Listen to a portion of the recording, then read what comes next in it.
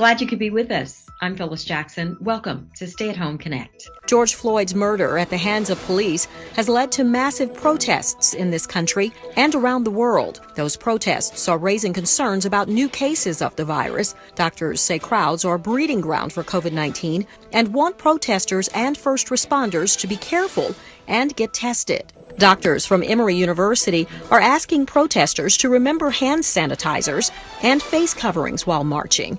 We talked to Dr. Jay Varkey from Emory's School of Medicine, who says the advice doesn't end there. I'm actually advising that people wear face shields or something to protect your eyes.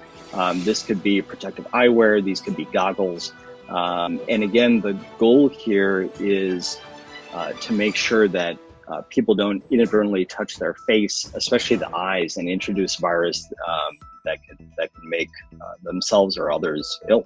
Eli Lilly begins the first human trials of an antibody treatment for coronavirus. Scientists want to make sure the therapy is safe and well tolerated. That's part of phase 1. The results from the randomized, placebo-controlled trial are expected later this month. The Atlanta City Council wraps up the fiscal year 21 remote interactive budget hearings. The council received hundreds of submissions from the public in the form of video, emails, voicemails, and questions via social media. Atlanta City Council member and Finance Executive Committee Chair Jennifer Ide said, with social distancing and our telework protocol in place, we've had to re-engineer how we do business, and our budget hearing is no different. It's vitally important that the public have their questions answered and for all of their comments to be available to us as we move forward and make decisions on the budget. That's going to do it for Stay at Home Connect. Have a great evening.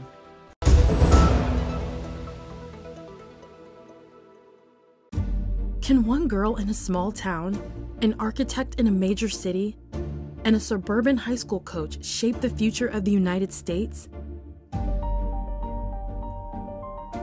Yes, they can. Because every 10 years, the census gives us that power. You can shape your future by responding to the 2020 census. Where do we need new roads to make our lives easier? Where will new school programs help our children thrive? Where could a new health clinic benefit neighborhoods?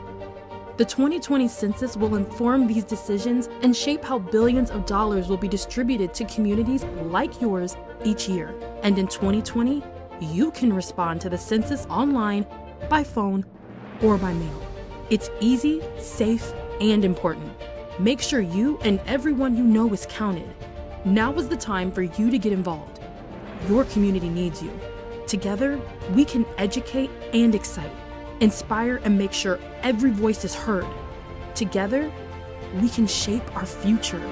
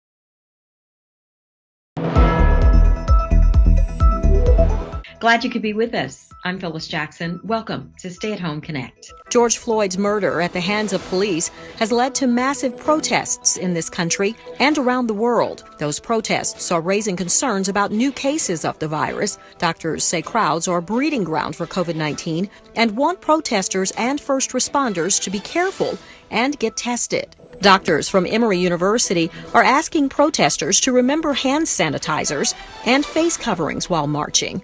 We talked to Dr. Jay Varkey from Emory's School of Medicine, who says the advice doesn't end there. I'm actually advising that people wear face shields or something to protect your eyes.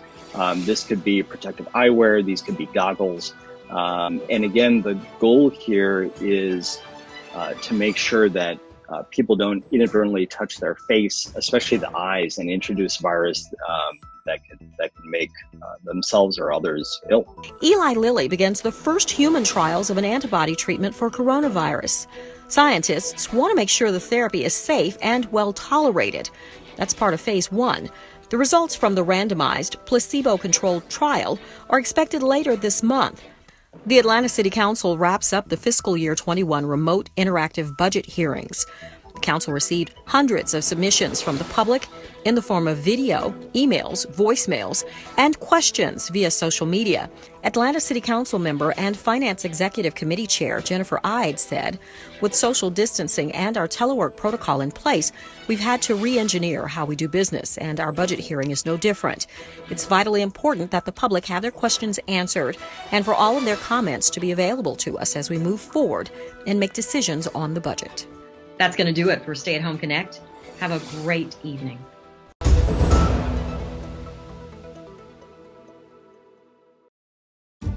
Can one girl in a small town, an architect in a major city, and a suburban high school coach shape the future of the United States? Yes, they can. Because every 10 years, the census gives us that power. You can shape your future by responding to the 2020 census. Where do we need new roads to make our lives easier? Where will new school programs help our children thrive? Where could a new health clinic benefit neighborhoods? The 2020 census will inform these decisions and shape how billions of dollars will be distributed to communities like yours each year. And in 2020, you can respond to the census online, by phone, or by mail. It's easy, safe, and important. Make sure you and everyone you know is counted. Now is the time for you to get involved. Your community needs you.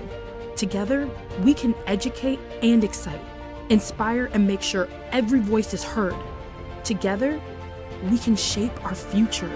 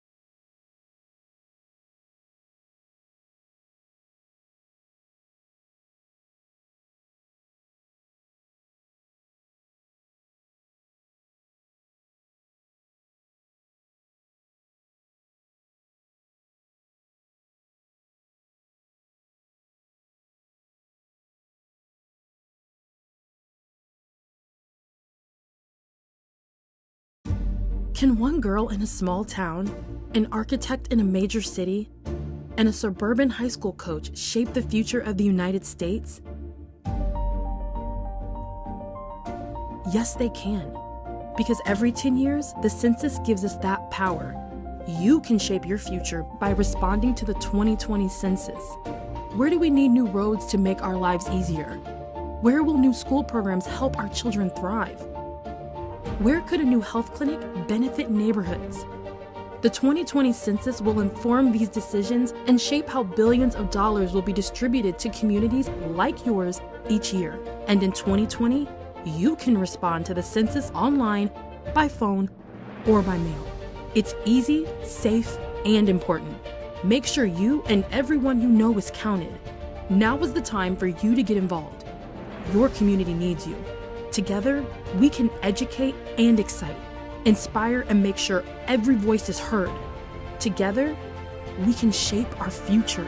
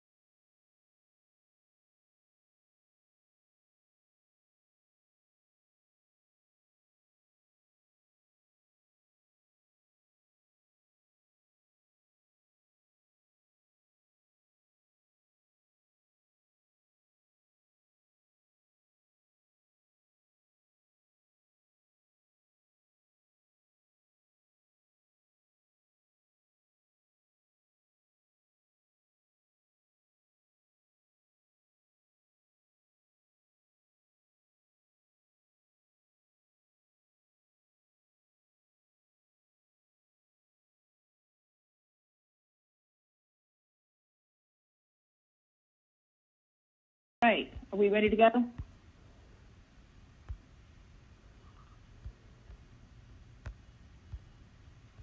All right, good afternoon, everybody. This is Jennifer Ide. This is the regularly scheduled meeting of the Finance Executive Committee at Wednesday, June 10th, 2020 at 1:31 p.m. I am going to go ahead and call the meeting to order and ask that we do a formal roll call. Ms. Kempson-Wright, can you do the roll call, please? Yes, I can. Can everyone hear me? Yes. Okay. Councilmember Natalie Mosley Archibald. Here. Councilmember Andre Dickens. Present. Councilmember J.P. Mazikite. Here. Councilmember Joyce M. Shepherd. Here. Councilmember Howard Shook. Mr. Shook was having technical problems. Okay, we are checking on that logistically, and hopefully will be resolved soon. Councilmember Matt Westmoreland. Here. Okay, Councilmember, all members are present with the exception of Mr. Shook. Okay, I have a feeling he's maybe present or trying to be present. I know he's trying. All right, and I'm not going to do a roll call, but I will just say I believe we have representatives from the Mayor's Office, from Finance, AIM, Department of Procurement, Department of Human Resources, Aviation, Watershed Management, Dean, Law, Invest Atlanta, and Department of Transportation. So if you heard your department, you may get called on later in the meeting. So be ready. We are going to adopt our agenda. We are not going to have the presentation that's on our agenda, Ms. Kempson-Wright. Do we need to amend the agenda to remove that? We don't need to amend to remove. We can just make note that it is postponed until a later date. However, we do need to amend the agenda to include and accept an item that was referred from City Utilities Committee yesterday. Okay, what item is that? It's item number 20R4051. Okay, I will make a motion to amend our agenda to accept, to include that item. Second, Mazikite. All right, thank you, Mr. Mazikite. Do we need to do an electronic vote on the amendment? Yes, we do, and we're preparing Okay. it now. The vote will be opening just a second.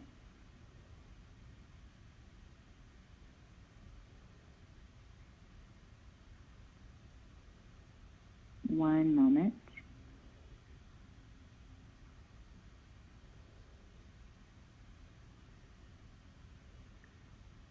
And that was a motion by you, Councilmember Ide, and a second by Councilmember Mazikite. That's The correct. vote is open.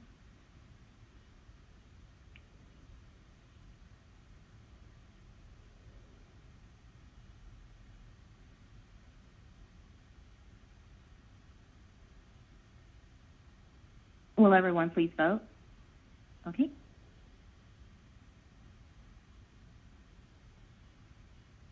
And I'm not sure if you can see, but the vote is closed, 6 yeas, 0 nays. So the motion to amend was approved, and we would now need a motion to adopt the agenda as amended. I will make a motion to adopt as amended. Second, Mazikite. All right, will you please open the vote? And we're preparing the vote. The vote is open.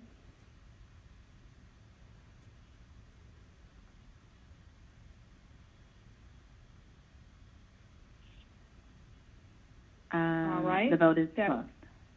That item's favorable, 6 yeses, 0 noes. I also do want to just recognize that our Council President, Felicia Morse, here at the meeting also, if there are any other council members who would like to be recognized, send me or Ms. Kempson-Wright a message and we will recognize you. We're going to move forward to approve our minutes from our last meeting, so I'll make that motion.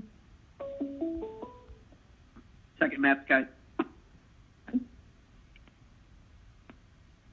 you please open the vote? The vote is open.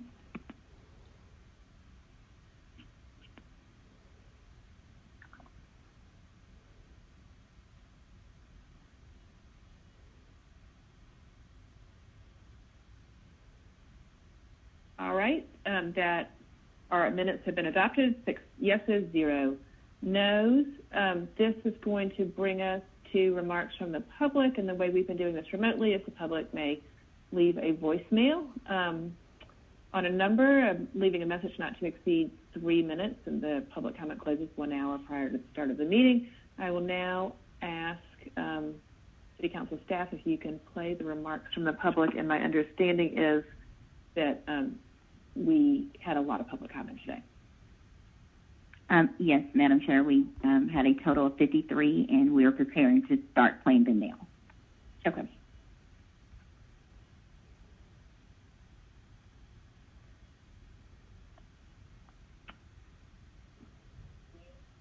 Kareem Hanna. I've been a resident of Atlanta, Georgia since 1998.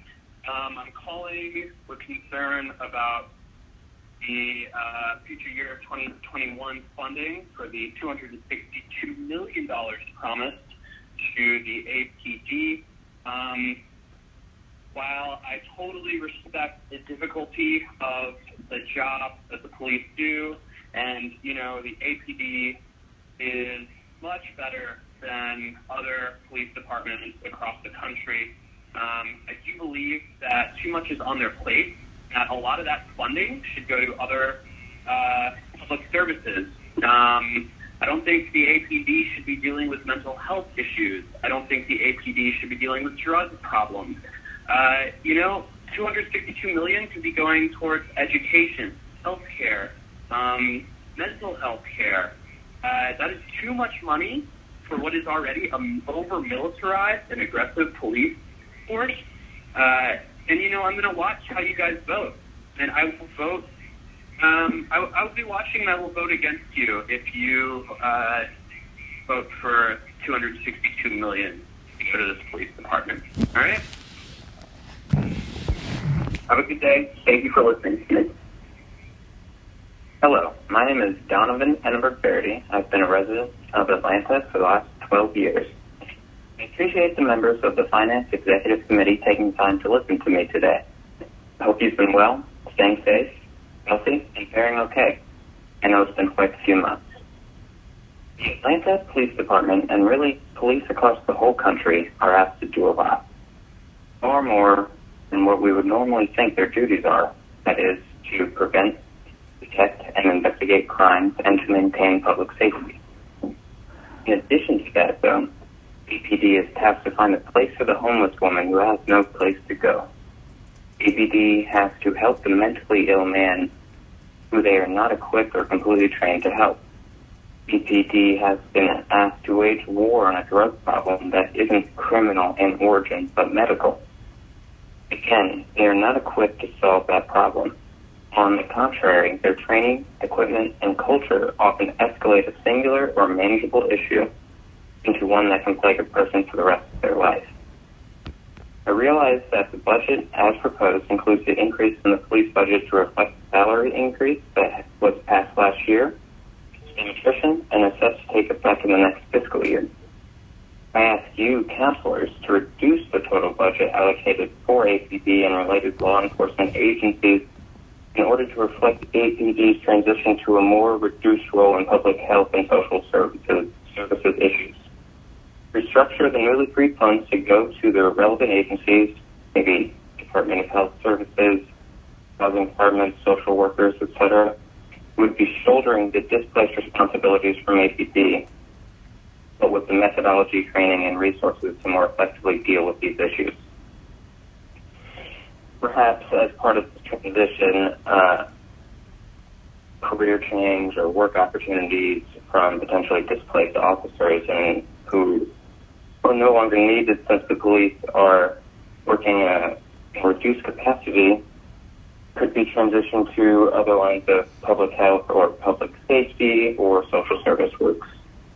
Certainly, These changes in the budget need to be coupled with policy change and clear, effective leadership from our public officials in organizing this restructuring of duties. What I'm asking for is not unheard of. Cities and countries across the country have taken similar steps or are considering them now. Let's be one of them. Again, thank you for taking the time to listen to me. Stay safe. Have a nice day. Hi, my name is Emma Arthur. I would like to demand that the $262 million promised to APD in fiscal year 2021 will be reallocated to community services and departments that will allow Atlanta to thrive in a post-COVID economic landscape. In light of what is going on nationally, I think it would be incredibly irresponsible and potentially deadly to fund the department in this way. So those are my demands. Thank you. Hello, my name is Laura Caffrey. I'm a resident of the Edgewood neighborhood in Atlanta. I'm calling to urge you to defund the police at your budget meeting coming up. We need to reallocate those resources to community support, to COVID-19 support, and there are just a million other areas that need this money more than we need a militarized police force. Please, please, I urge you to listen to the people. Defund the police. There's no reason that the police force should have the largest percentage of our city's budget of anything else. Please, defund the police. Black Lives Matter. Hi, my name is John Bernakis. I'm a resident of Inman Park. After reviewing the budget, I think an almost 6% increase in the police budget is abhorrent. A councilman told me that this is to prevent attrition of the police force. I would like to see funds directed away from APD and instead funneled into services that have been cut. Parks and Rec, Public Works, Housing Development, Education, Homelessness Resources, Addiction Resources, job programs, expanded budget for public defenders, expanded SNAP benefits, and expanded unemployment benefits. Statistics show that investing in these departments and programs invests in communities that need them and decreases our need for such a ridiculous budget for APD, which has really shown itself to disproportionately police black and poor communities in order to generate revenue and to fill up our jails with folks that can't buy their way through the legal system. I want a better, safer, more equitable city, and it's about time that Atlanta city officials realize that more police is not how we get there. Thank you. Good afternoon. My name is Diane Park. In light of the murders of Breonna Taylor, George Floyd, Ahmaud Arbery, and countless other black people, innocent black people who were unjustifiably killed by the police, I'm sure you must be aware of just how pissed off we are as a city. I am extremely disgusted in the way that you all have been utilizing the police and prioritizing profit over the people.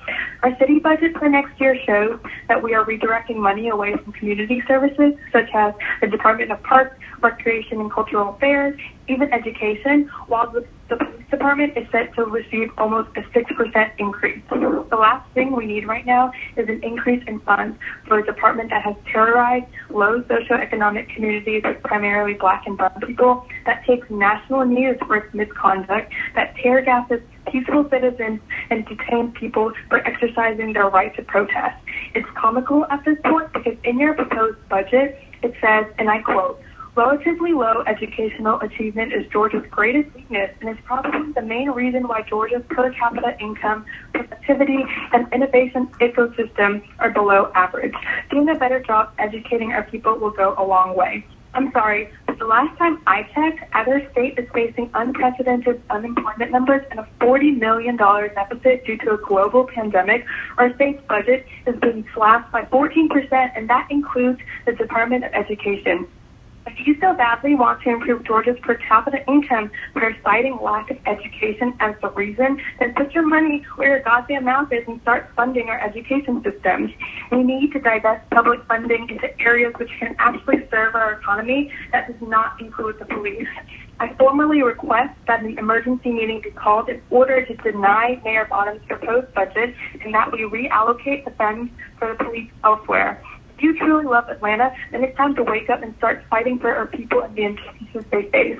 Black Lives Matter. Thank you for your time. Good afternoon. My name is Kevin Brown, and I'm a resident of Grant Park. Calling you all today to consider redirecting funding from the Atlanta Police Department into programs that better suit our city's development while recovering from the COVID-19 pandemic. Of the $673 million proposed for the city's general fund for fiscal year 2021, 1/3 of that is currently being proposed to be funneled to the Department of Police Services. We've seen some of us on the news and many of us in person how some of the previous year's $205 million budget got spent.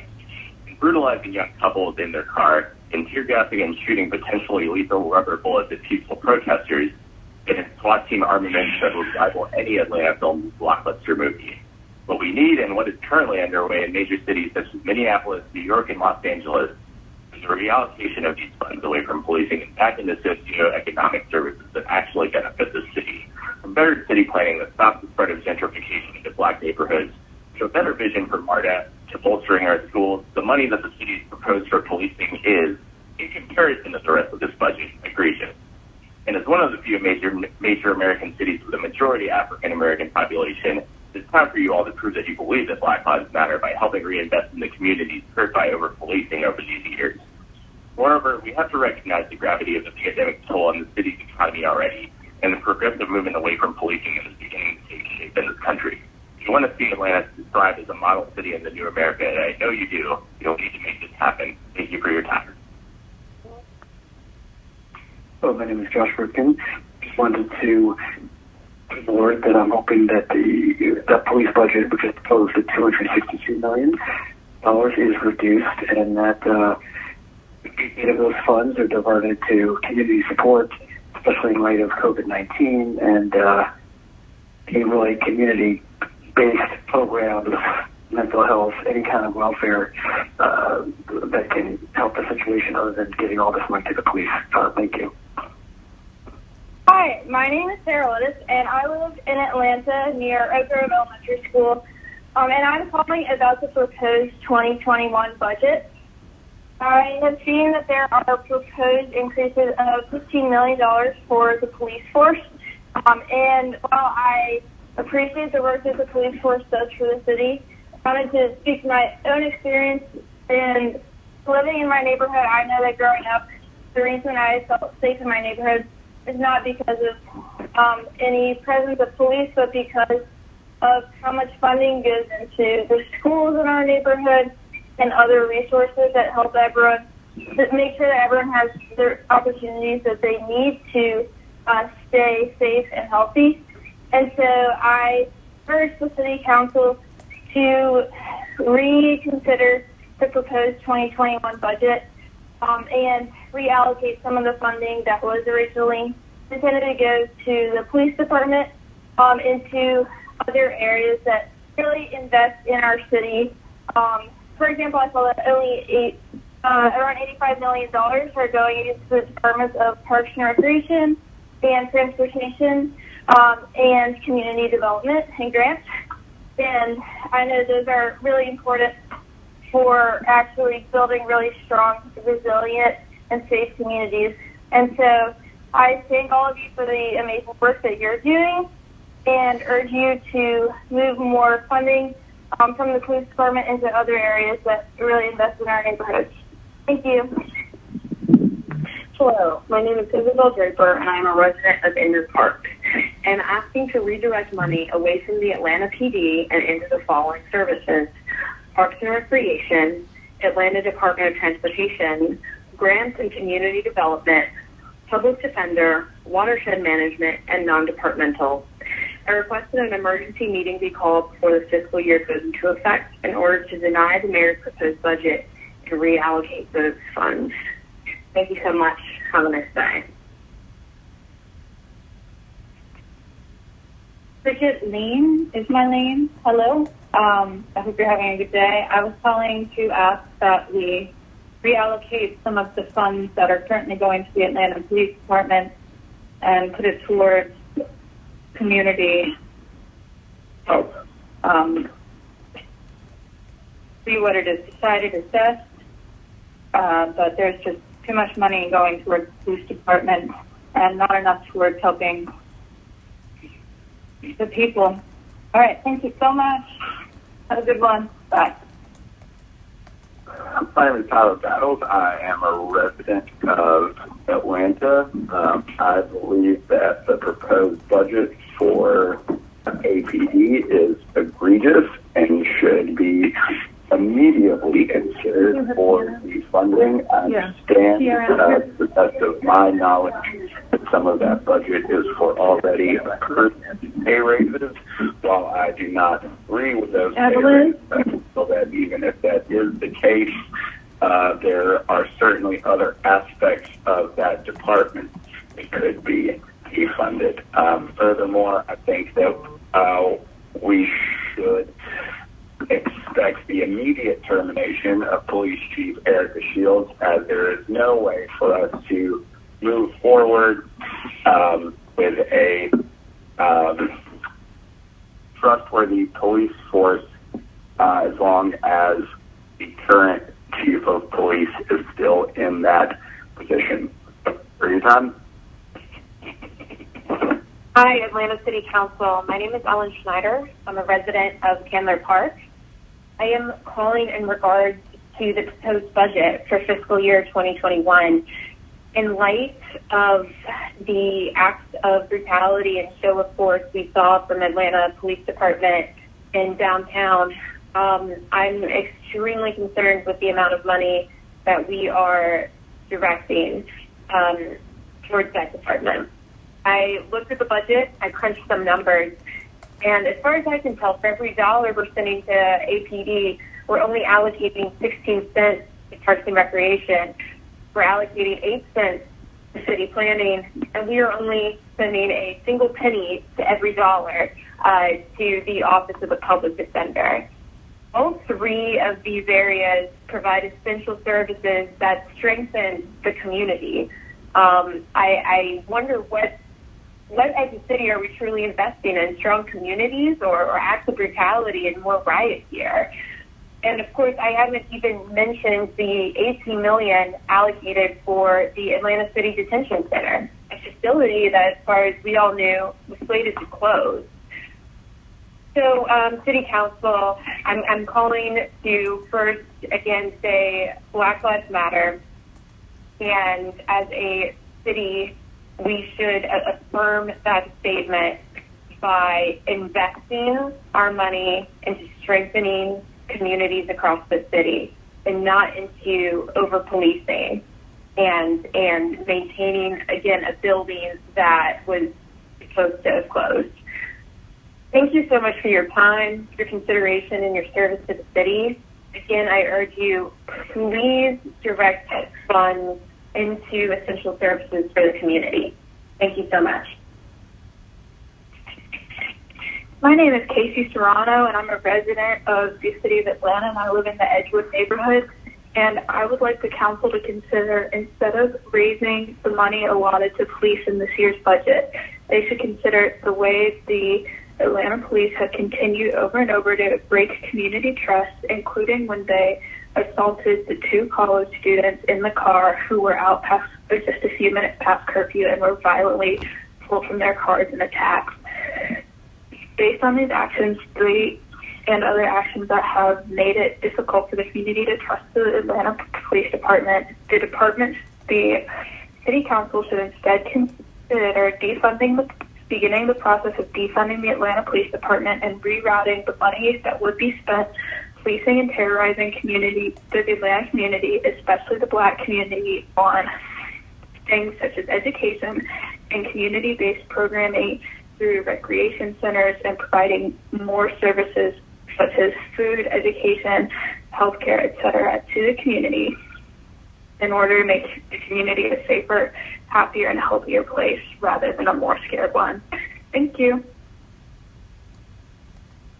Hi, my name is Madeline Moon. I'm a longtime Atlanta native, and I am concerned about the $262 million that has been promised to APD this year. I would like to demand that all of those funds be reallocated to the community in different departments that will allow Atlanta to thrive post-COVID-19. I think it would be a great idea for these to go to local communities that need that money, especially Black communities. So please take this into consideration. I'm sure I'm not the only one asking you this. Thank you very much. Hi, my name is Ryan DiMattia. I'm a resident of East Atlanta, and I'm calling in to talk about the budget that is proposed for law enforcement. When I first emailed Amir, he replied that said the budget as proposed includes an increase in police budget to reflect salary increases passed last year and to stem attrition, assuming of law enforcement officers. As an Atlanta resident, this is completely unacceptable to me. There's fundamentally no way to reform an inherently broken system built on systemic racism and racially targeted violence. What we need is a radical change and not just simple reform. We need progressive social programs that actually help our city and people, rather than programs that either fund or attempt to reform agents of impunity who are essentially just trained in methods and tools of violence that they use against the citizens to enforce laws. And this is the point I really want to harp on. Fundamentally, law enforcement is broken because the only tools at their disposal are violence. Guns, cuffs, pepper spray, tear gas, rubber bullets, tasers, LRAD devices, batons, body armor. I saw all of this over the last 2 weeks on the streets of Atlanta, facing Atlanta citizens. These are not tools of justice, peace, or service, and definitely not tools of protection. They can only be used for violence. What did anyone ever expect when these are the only tools given to law enforcement? It's disappointing to hear that the narrative is still focused on reform, when, you can't reform a gun into not being a weapon of murder. You can't reform tear gas into not being a weapon of social violence and essentially war crime. It's really upsetting as an Atlanta resident to see that this narrative hasn't become more progressive. What we need is a radical shift away from our current law enforcement regime, where the vast majority of our city's budget goes to funding violence. What we need are funding for real social programs that actually help our community. Those are programs like education. Those are programs like fire, like EMT, even sanitation, parks and recreation. There are tons of amazing social programs in the city of Atlanta that are wildly underfunded because we, for whatever reason, feel obligated to keep buying guns and cuffs and pepper spray and tear gas so we can fire them at our citizens. Do you guys realize what is wrong here? What we need are social programs that actually divert that money. I was told I'm approaching the maximum length for my recording, which is upsetting. 3 minutes is painfully short considering that an officer was able to kneel on Floyd's neck for a total of 8 minutes and 46 seconds before anybody did anything. So it's This is Ryan DiMattia again from East Atlanta. I'm sure you guys are well aware of your 3-minute limit to your phone calls. So I'm going to be leaving you roughly 3 full-length phone calls at that 3-minute limit because I'd like to talk to you for at least 8 minutes and 46 seconds, which is, as I'm sure you know, how long it took a law enforcement officer to successfully murder George Floyd. When we talk about the police budget and the salary increase that was passed last year, that's a completely absurd thing that is even on the table right now. We're literally in the middle of a pandemic. The vast majority of the country is unemployed, and the people getting pay increases are the people swinging batons and firing tear gas, and hardworking people that actually support the economy of this city. So it's disgusting that that's even on the table, and I demand that it's immediately removed. By no means should there be any conversation about a potential salary increase for the people that are on the streets enforcing violence and racial injustice. Next, let's talk about the idea of stemming attrition. You guys want to increase the budget to stem the attrition of law enforcement. Do you see the irony in that? People, attrition from law enforcement is the direct result, in my opinion, of those people being underpaid and realizing that they shouldn't be doing the job they're doing. The best thing that could happen is if the entire Atlanta police force resigned tomorrow. So, from my point of view, as a humble citizen of this city, attrition is a good thing. We should be encouraging attrition in law enforcement because we don't want to invite and encourage more new young people to become law enforcement officers. Do you think any children that were out on the streets over the last 2 weeks saw that and said, I wonder how I can become a valuable contributing member to this city.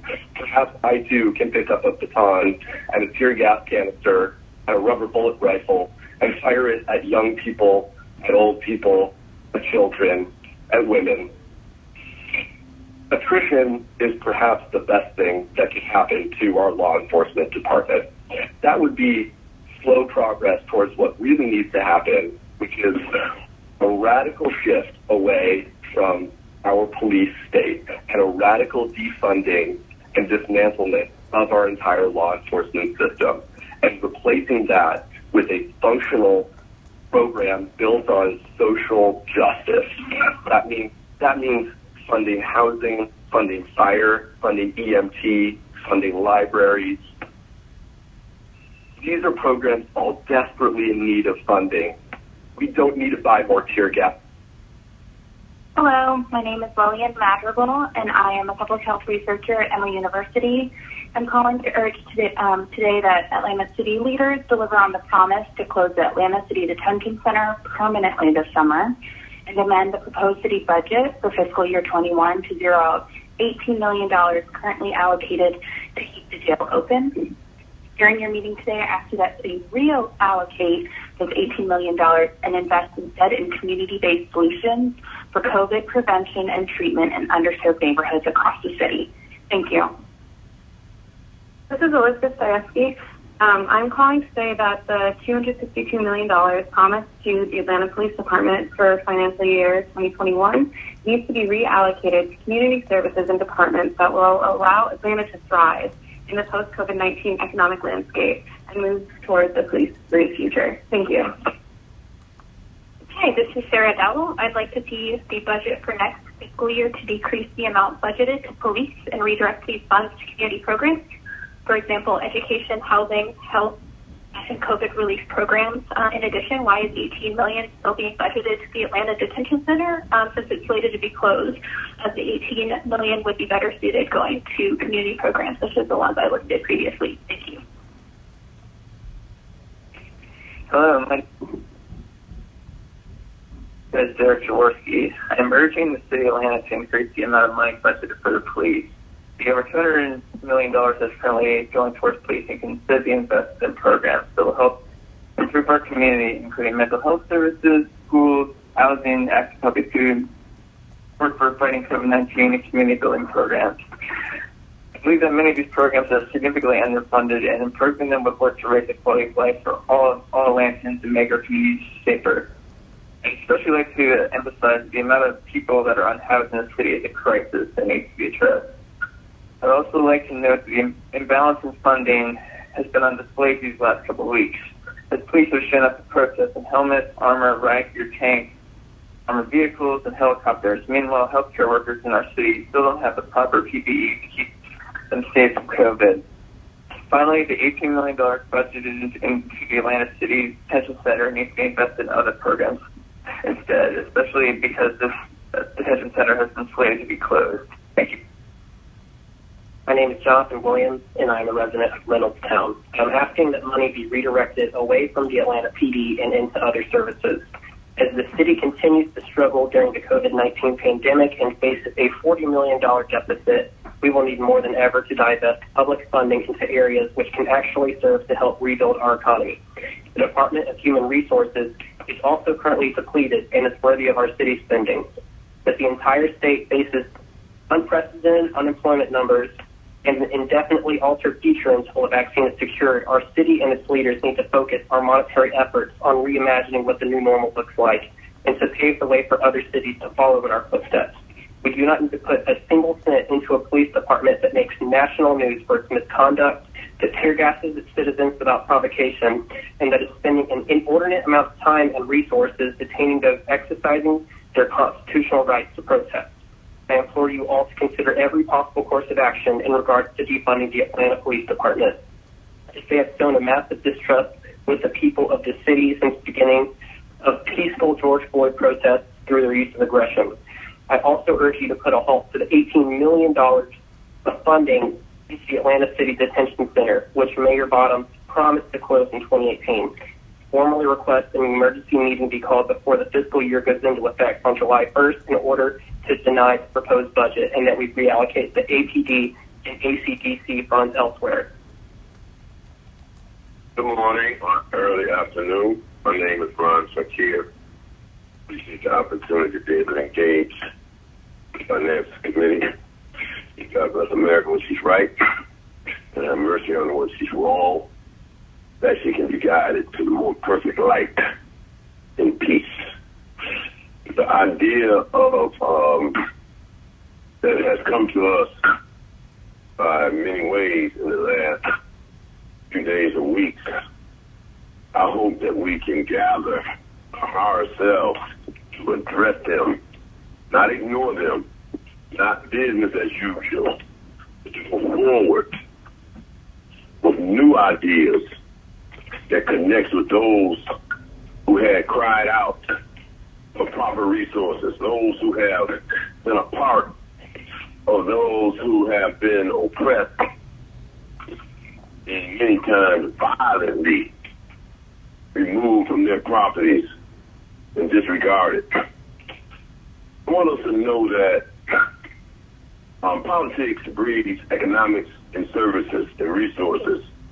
I'm really concerned that today that business will be as usual, that we will move resources, but the resources will miss the mark.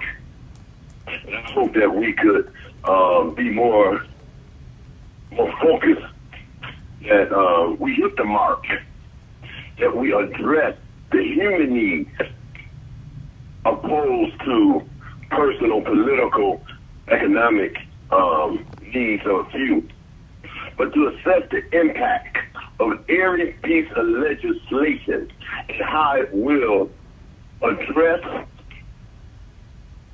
the concerns that we should be prioritizing. The disparities of the economic disparities, the transportation disparities, the health disparities, and the political questioning, what one can only see as the political corruption of not being able to be fair. When you look at the impact of the legislation is being financed and how it addressed housing, how it addressed the judicial disparities in our city. Displacement is problematic. It's a created thing. Gentrification must be measured, and we must do the right thing. All people need housing and have a right to a community. Thank you.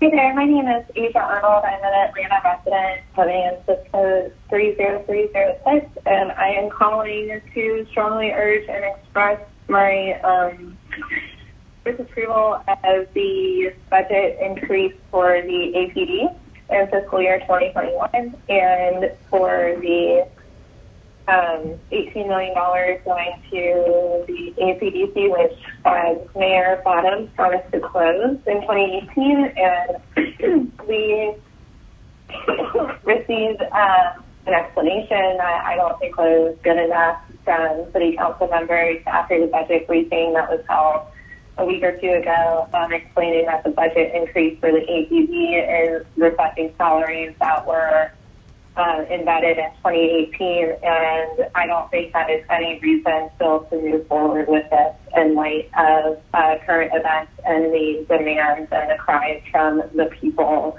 begging our legislation and begging our leaders to put that money into our hospitals and our community services and not to perpetuate mass incarceration and the privatization of prisons. It is not what we need.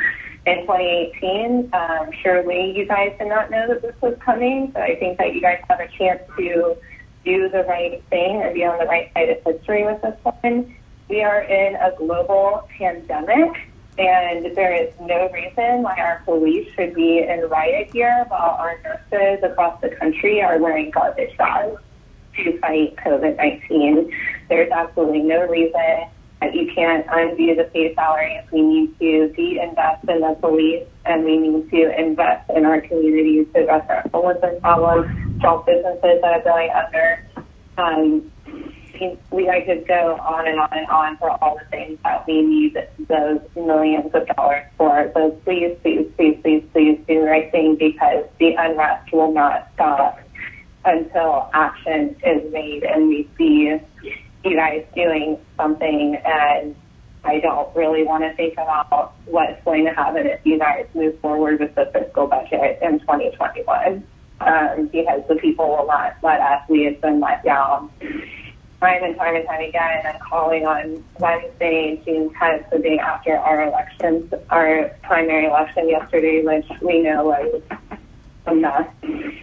And we're upset. This is hurtful, this is betrayal, this is traumatic. Please start putting it out today. I hope that you listen to this message with care and concern, and that you please log it into, I'm sure, the many other calls you're getting, and do the right thing.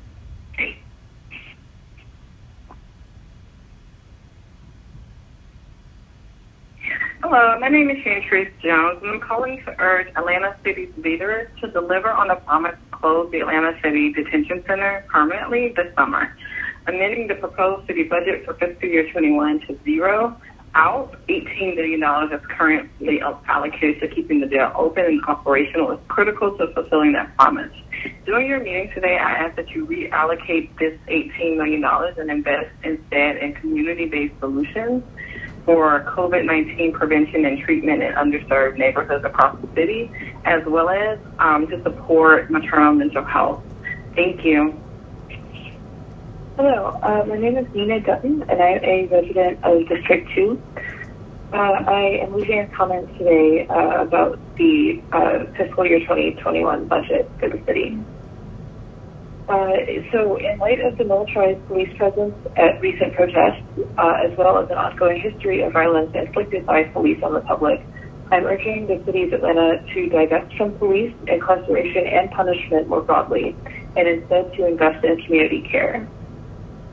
As I understand it, the currently proposed fiscal year 2021 budget includes an increase in the police budget to reflect a salary increase that was passed last year. While a livable wage is needed for all city workers, the police department is tasked with work that does not need to be done by police, and especially not by officers with deadly weapons. Routine traffic stops and interactions with unhoused people are two examples of this kind of work that doesn't need to be done by a militarized police department. We can immediately reduce the harm to our communities, and especially to Atlanta's Black communities, by reducing the scope and militarization of our police department. I would like to see the City of Atlanta drastically decrease the amount of money budgeted for the police in 2021. Funds that would be made available by this be invested instead in ways to benefit our communities, such as in local health clinics, child care, elder care, housing, education, sustainable food sources, COVID-19 emergency relief, energy efficiency and energy self-sufficiency at the block or neighborhood level, and growing and sustaining the workforce for sectors such as these and more. In addition, I also would like to ask why $18 million are still being budgeted to the Atlanta City Detention Center, which, as I understand, was slated to be closed and is almost empty. It's time to reduce that budget to $0. That $18 million would be better suited going to programs that invest in community and specifically in the health and safety of Black Atlantans. Employees of ACDC should be moved to other departments where they can learn skills for future jobs and truly be of service to our city during the COVID-19 crisis and beyond. In short, it's time to defund the police, divest fully from ACDC, and invest in community care. Thank you. Good afternoon. My name is David Cloud. I'm with the Emory University School of Public Health and a board member of the Atlanta Harm Reduction Coalition, a resident of the Edgewood neighborhood.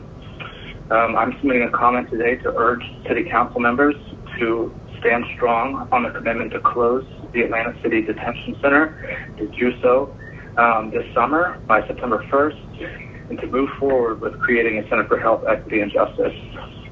We submitted a letter yesterday that includes the signatures of a diverse group of public health leaders, medical professionals, researchers, faith leaders, among others, who are very well aware of the importance of decreasing the capacity in the city for punishment and incarceration and moving forward with investing in the health, safety, wellness of all city residents here in Atlanta. We laid out a case that summarized all the empirical research that lays down the relationships between incarceration over past decades and the detriments that it causes to community health and wellness.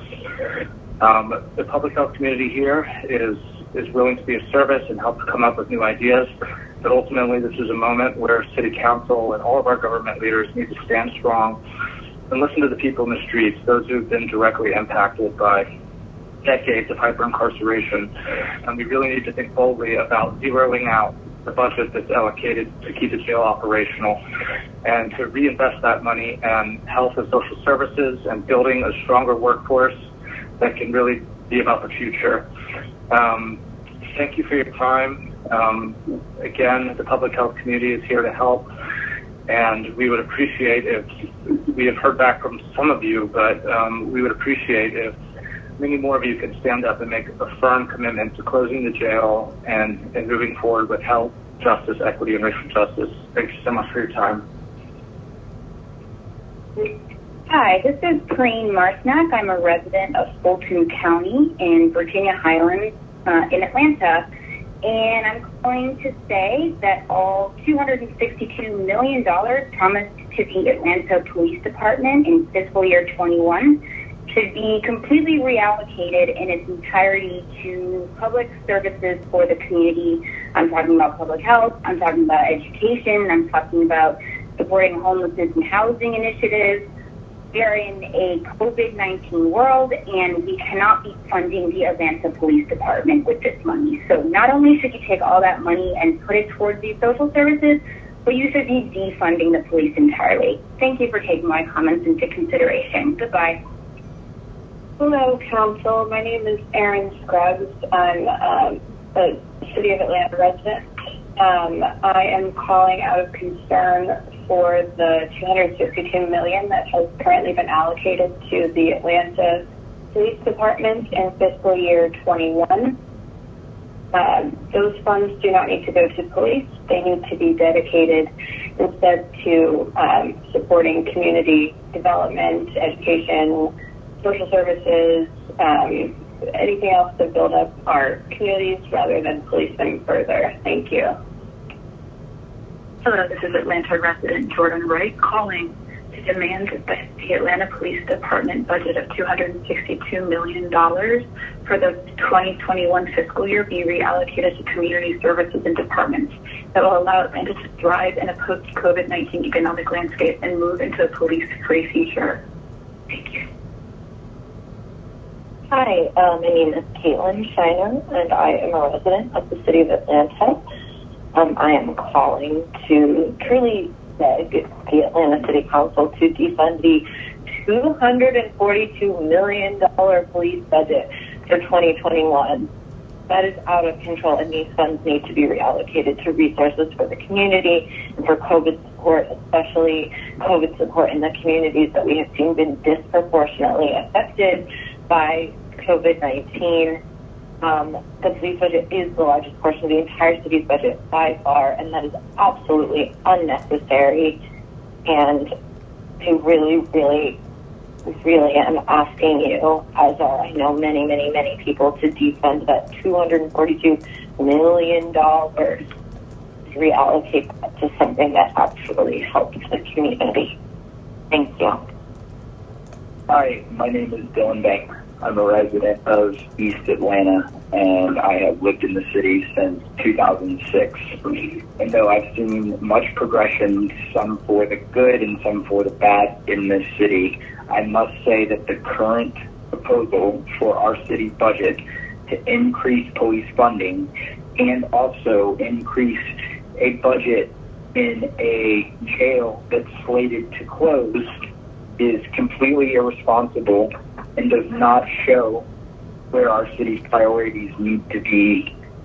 And I'm here to request that you could please defund this certain expansion on the jail and increase in budget to prioritize community action and leadership through small business loans for low income and Black people here in the city, and as well putting into art grants and certain mental therapies rather than continuously investing into a system that is flawed, that disproportionately affects Black people in our community. One of the largest communities of Black people in America is our city.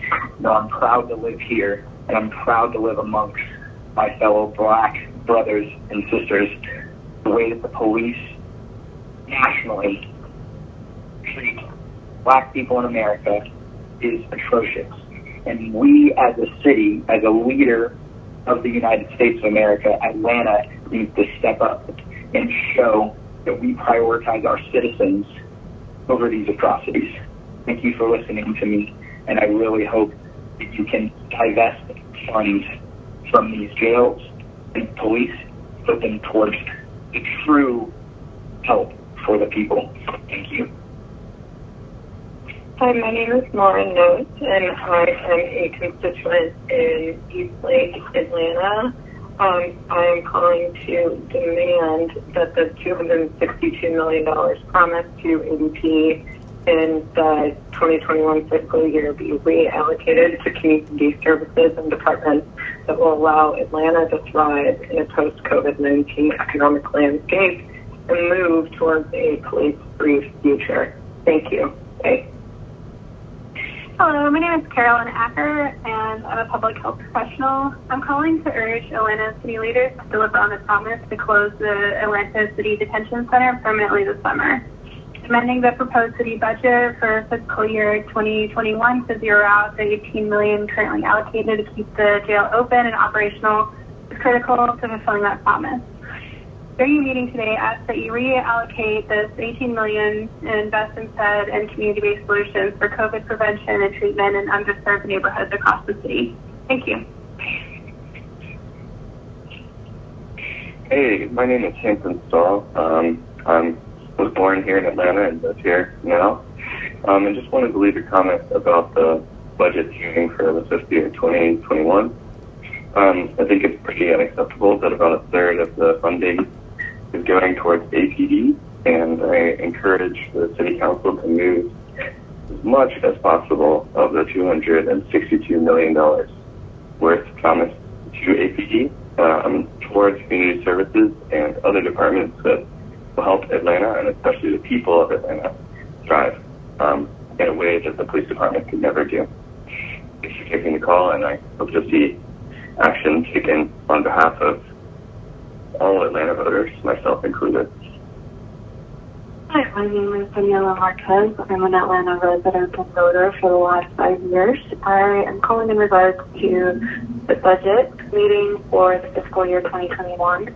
I think it's completely despicable that the budget is allotting over $200 million to the APD when there's critical services in the city that much the funding and actually provide for the citizens that live here, including affordable housing, mental health, health services, community outreach in general. And I highly encourage the City Council to consider why they're allotting so much money to a department in the city where they're not really assisting the citizens' needs in this moment, and especially during the COVID crisis. Thank you, and I hope you consider that. Hello, Atlanta City Council members. My name is Kevin Karen, and I am a steering committee member of Georgia Detention Watch. I'm involved with the community radio station WRFG Atlanta here in the city. I live in the city. I've lived here since 2012, and I am calling the Atlanta City Council to keep your promise to amend the budget to get rid of the $18 million that the mayor has suggested as for the Atlanta City Detention Center and to amend the budget for the Department of Corrections to $0. We want to see this jail in our city continue. We have fought for years to get rid of the jail. I have personally met with people who have been through things like solitary confinement at the jail, who have been mistreated by guards at the city jail, people who have been denied medication that they need to survive by members of the city jail. I called the head nurse of the city jail and begged for the medication to be given to those individuals, only to be hung up on. This jail does not need to be in our city. Please keep your promise. Amend the budget to $0 for Department of Corrections for City of Atlanta. And while you're at it, I suggest that you consider getting rid of funding for the Atlanta Police Department. Because in recent weeks, you've seen the Atlanta Police Department and corrections collaborate to put down demonstrations and to harm protesters. And it's absolutely unnecessary and wrong. And we've seen the Atlanta Police Department involved in murders dating back all the way to Katherine Johnson, for which the Atlanta Citizen Review Board was created. And that Citizen Review Board has done nothing to assist members of our community in preventing police murders. And by the way, we took the complaint of a person who was held in solitary confinement for months at the Atlanta City Detention Center to that Citizen Review Board, and again, they did nothing. We're asking you to take action now. $0 for Department of Corrections, defund APD. Thank you. Hi, my name is Jeremy Beavers, and I live in Shamley, Tucker, and I'm calling for the Financial Executive Committee to change the $262 million that is promised to the Atlanta Police Department in the coming fiscal year, to reallocate that to community services departments and organizations that will cut down on 911 calls and encounters with police, to change the history of police brutality in Atlanta, and also to help rebuild from the effects of coronavirus, from economic impact of small businesses, of local businesses, and that be invested elsewhere. Thank you. Hi, my name is Kim Reese, and I'm an Atlanta resident.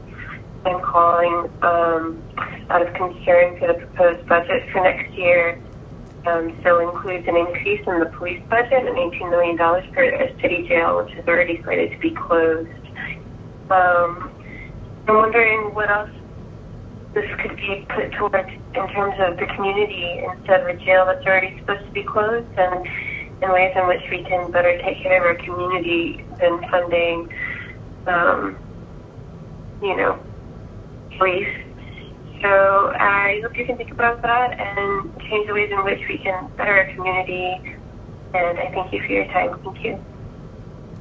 Hi, my name is Gregory Sunshine. I'm a resident of Kirkwood in the city of Atlanta, and I am calling to demand that the funds promised for the Atlanta Police Department for the next fiscal year be reallocated to community services, including homelessness services, social services, public health services, and educational services. Our schools are horribly underfunded. Underfunded schools will result in our community not having the support it needs for our young people to thrive and do great things with their future, as well as limited funding for the social services that make our city a fantastic place to live, absent adequate support for those services.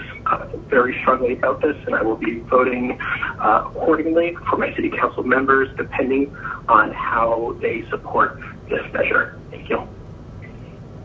My name is Andrew Maxson, and I live in Eastlake. I demand that the $252 million promised to APD and FY21 be reallocated to community services and departments that will allow Atlanta to thrive in post-COVID-19 economic landscape and move into a police-free future.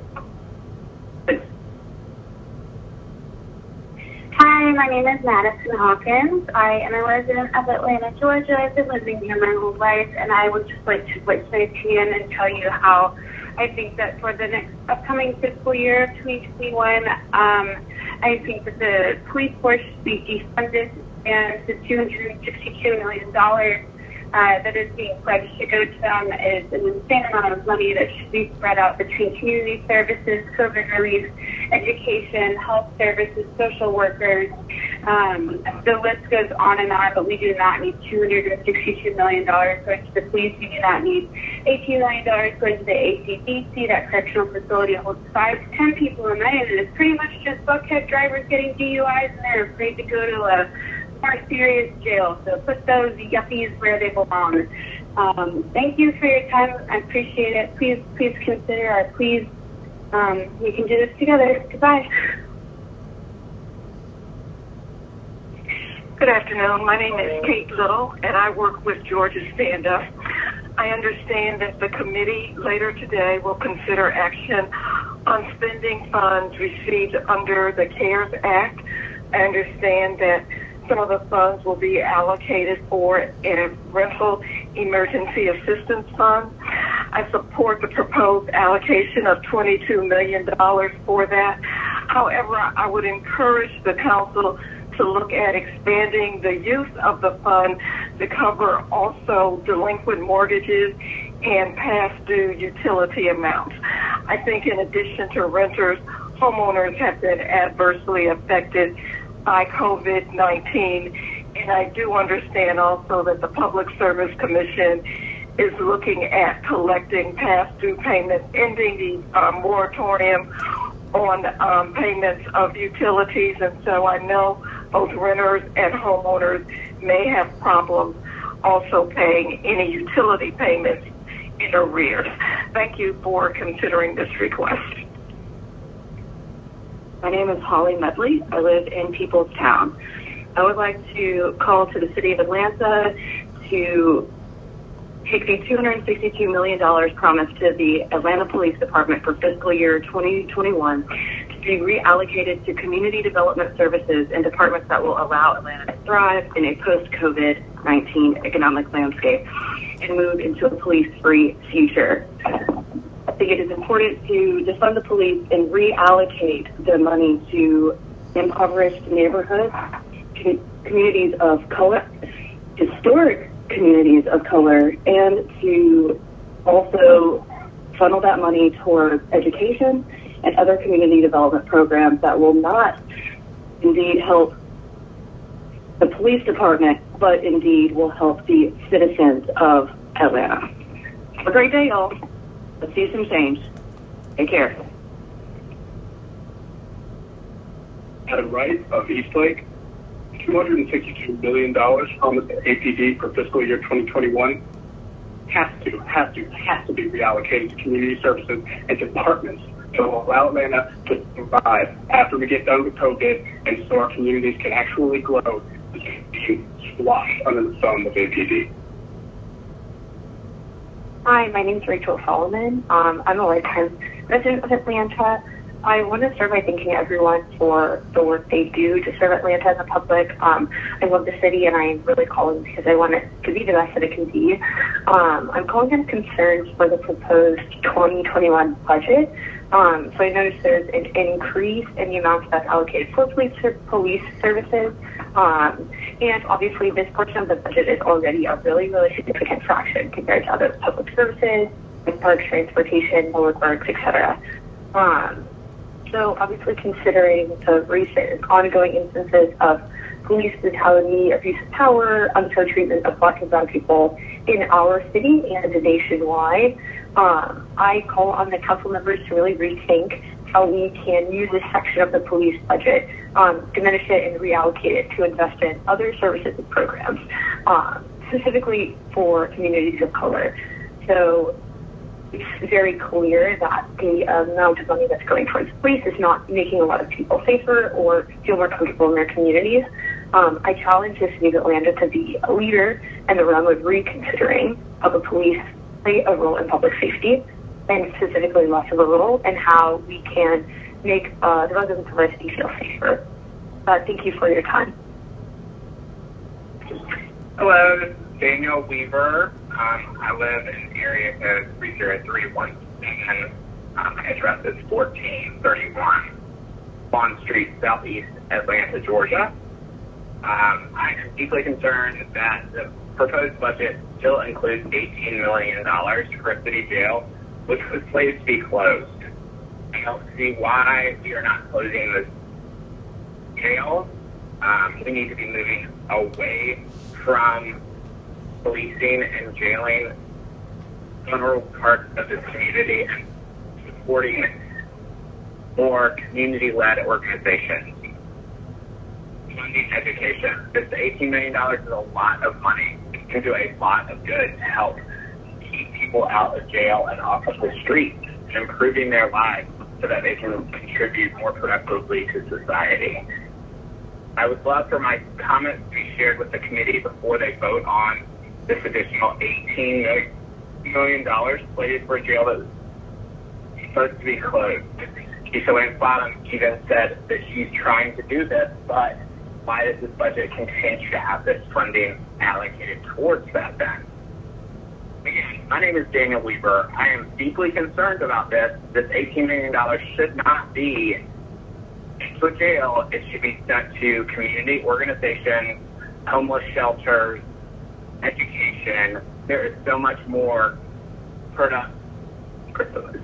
so many more ways we could be productive with this money than funding a jail system. Thank you.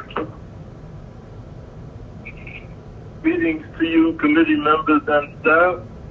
A special greetings to you, citizens of Atlanta, who have tuned in to these proceedings. Ben Howard, Senior Advocate, Public Policy Analyst. There are 3 items on the agenda that I believe ought to be circulated through the neighborhood planning system with greater transparency. On the ordinances for second reading, H8 20-0-1395, using the code words, quote, consolidate all organizations within the Department of Finance Office of Revenue into the Revenue and Collections Department, unquote. We need to know how many employees will be adversely impacted. Similarly, on the H10 20-0-1397, we need to know the impact on employees when we, quote, better align business operations and staff responsibilities, unquote. On the budget-related items, L33, 20-0-1318, senior citizens and residents in general need to know what will be the impact on public services and on city personnel by, quote, keeping the tax rate fixed each year, unquote. These legislative items need to be routed through the neighborhood planning system for vetting before any further action is taken.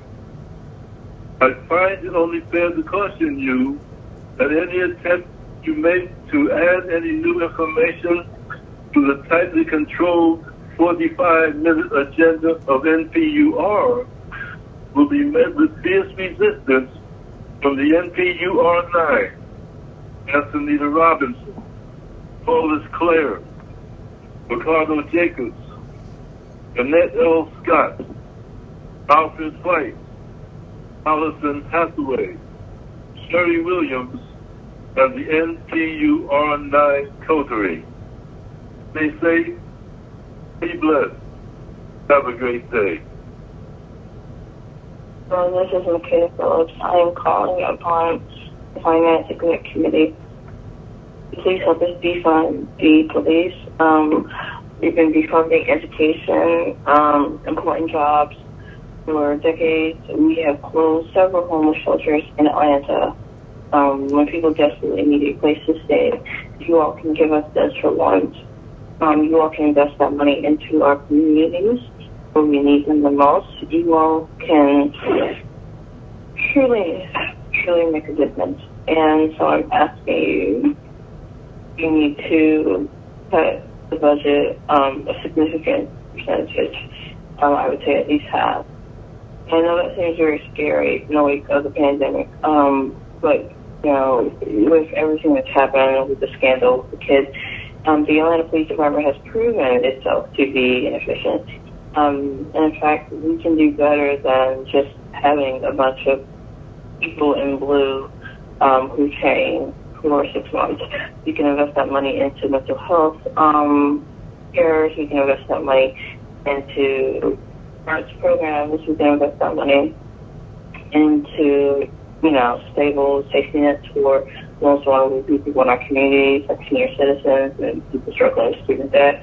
And so I'm really not asking, I'm telling more because this is, you know, my taxpayer dollars, and I don't understand why my taxpayer dollars are going to an institution that literally dragged two kids out the car and tasered them. I know you think, you know, oh, we can't, you know, well, what about police?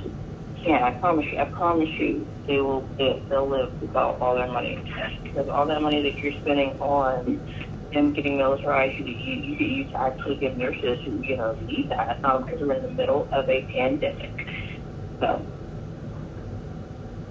please tell your friend Keisha Lance Bottoms that I don't understand why she was so angry about windows being smashed in Buckhead, where she doesn't even live, but could not bring that same energy when it involves people of our own community getting shot, you know, getting murdered, getting terrible sentences for petty crimes, getting stopped, you know, more than need be, and, you know, a homeless person, you know, freezing to death in her city.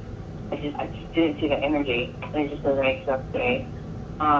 So yeah, I'm calling on you to please amend the budget and cut police funding significantly. Don't you cut it. Thank you very much.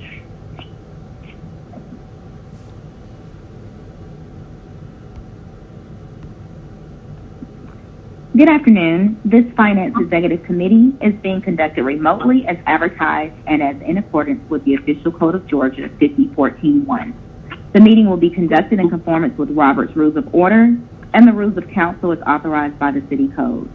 The public may access the meeting by the following conference bridge: toll-free access 877-579-6743, conference ID 831-599-1256, which was noted on the Wednesday, June 3rd, 2020 public notice. The public may also view the meeting on Channel 26, citycouncilatlanta.ga.gov, or the Council's Facebook, Twitter, and YouTube pages via ATL Council. All presentations are available on the Atlanta City Council Finance Executive Committee presentation page.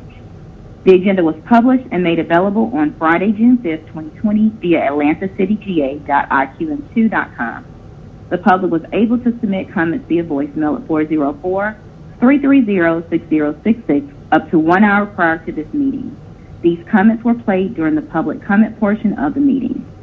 All persons present on the remote council meeting conference bridge are requested to mute your phones and speakers.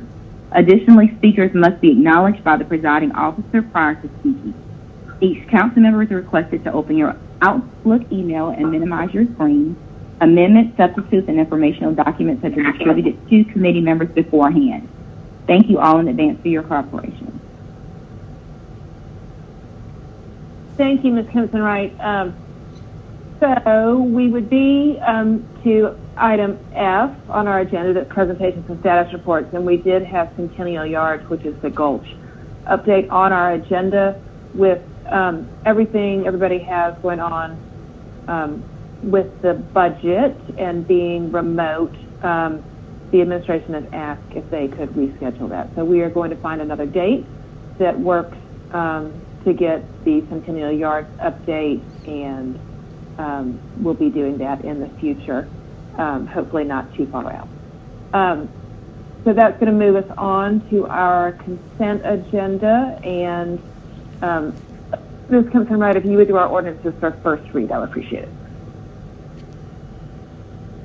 Item number 1 is 20-01439, an ordinance by Finance Executive Committee authorizing the mayor or her designee on behalf of the City of Atlanta to execute a lease agreement with the City of East Point for the lease of city-owned ground and tower space having an address of 2406 Fairburn Road Atlanta, Fulton County for a term of 5 years for $4,500 per year for the purpose of connecting to the City of Atlanta's Console 4, which will enhance East Point's console functionality.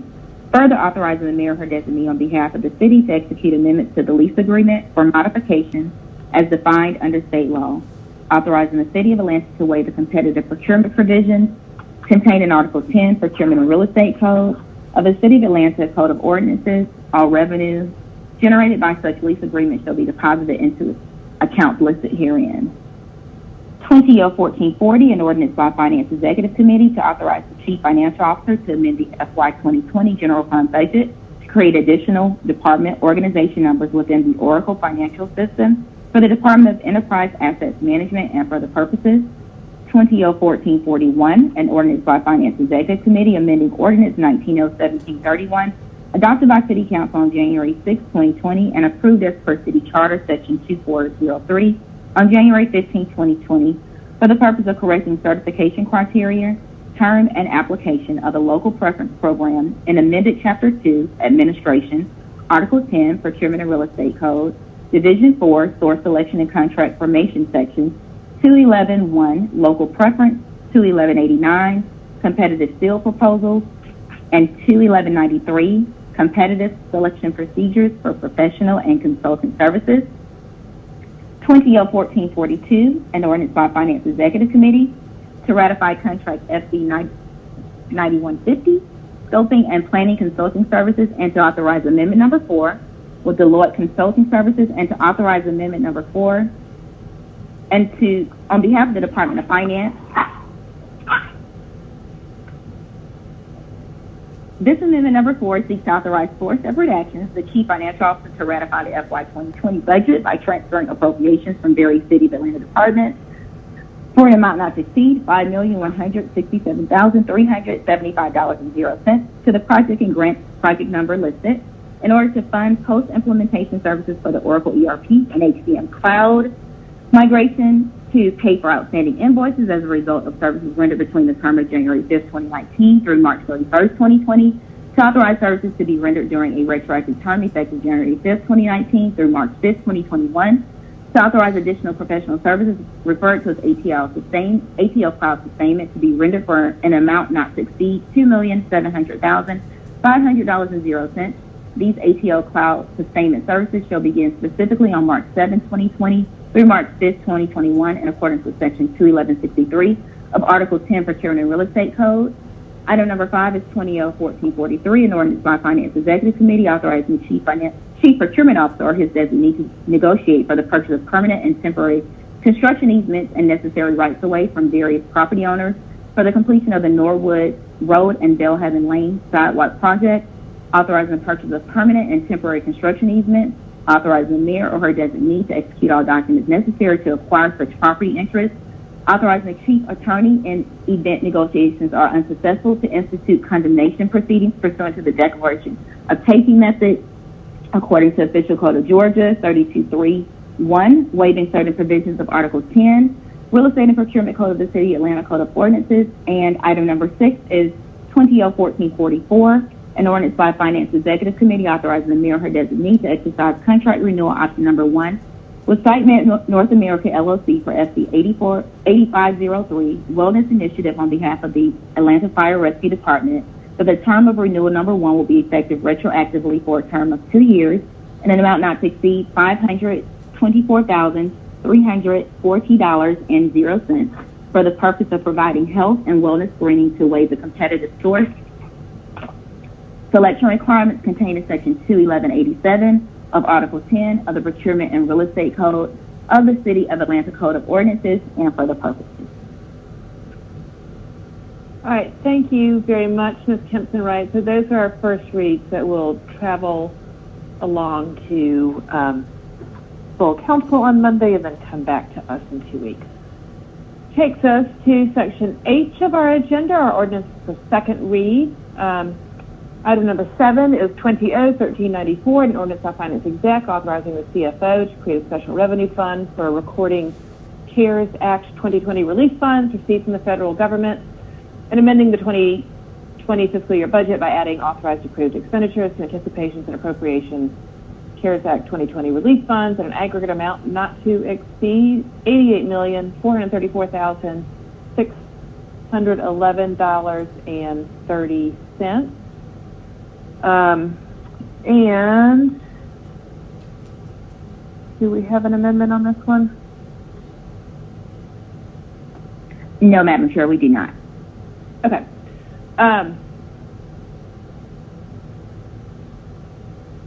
So this is just the one that's creating the fund. I am going to move approval.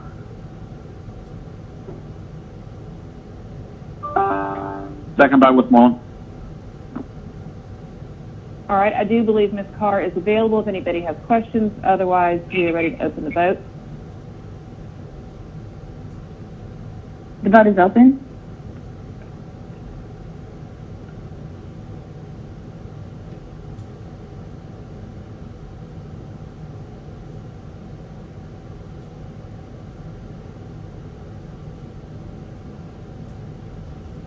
Will everyone please vote? I think I need to vote. This is Archibald and vote yay. Councilmember, we will record your vote. Why, thank you. Whoop, whoop.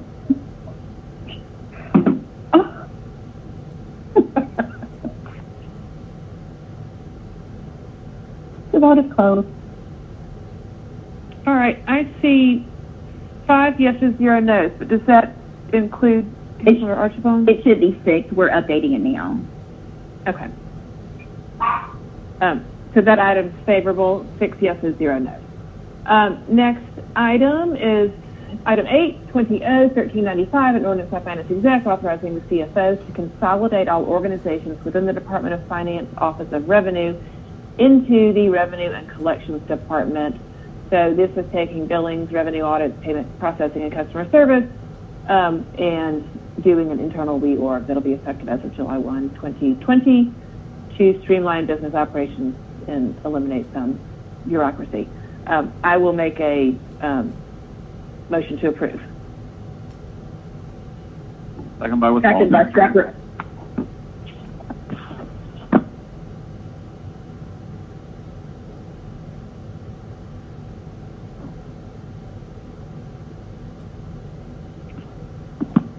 One moment for the vote. The vote is open.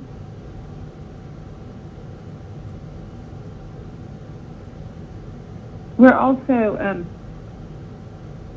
Mr. Shook may be having a technical problem again. I think he is still with us, but I'm not sure he's able to vote. Yeah. Hello? There you go.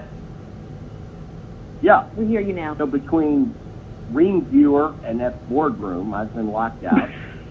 I would like to be recorded as a yay for the last 2 items. Thank you. And we're not going to go back and revote. No. We can just say that he was having a technical problem on 20-1394. Let's record Mr. Shook as a yes, and on 20-1395, please record Mr. Shook as a yes, which would make both of those 7 yeses, 0 no's. We are updating accordingly. Thank you. Okay. Next item, item number 9, 20-1396, an ordinance by Finance Exec authorizing the mayor on behalf of the city to execute all documents necessary for the additional acquisition of certain property interests necessary for the Joseph E. Lowry Complete Street project, authorizing negotiations with property owners for the acquisition of such property interests, authorizing title searches, appraisals, surveys, other items necessary for the acquisition, authorizing the mayor and the city attorney in the event negotiations are unsuccessful to institute condemnation proceedings pursuant to the declarations of taking method, OCGA 32.3-1, and waiving certain provisions of Article 10, Real Estate Procurement Code of the City Code of Ordinances, all contracts of work and payments for property interests to be paid from account numbers listed herein and for other purposes.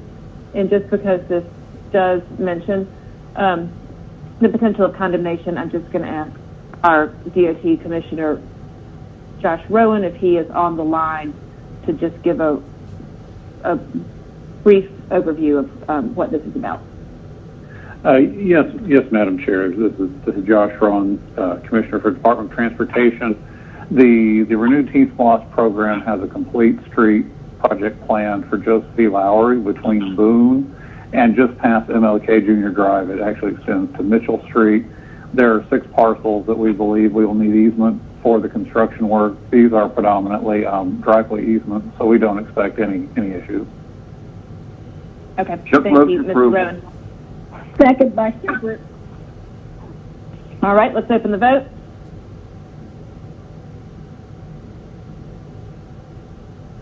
The vote is open.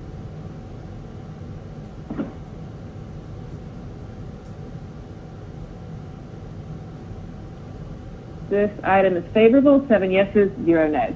Next item is 20-1397, it's item number 10, an ordinance by Finance Exec authorizing the CFO to change the names of various offices from the Department of Finance to better align business operations and staff responsibilities by amending Chapter 2, Administration, Article 6, Departments Division 2, Department of Finance, Subdivision 3, Bureaus and Divisions of the City of Atlanta Code of Ordinances for other purposes. This is just another internal reorg for the Finance Department. I will move approval.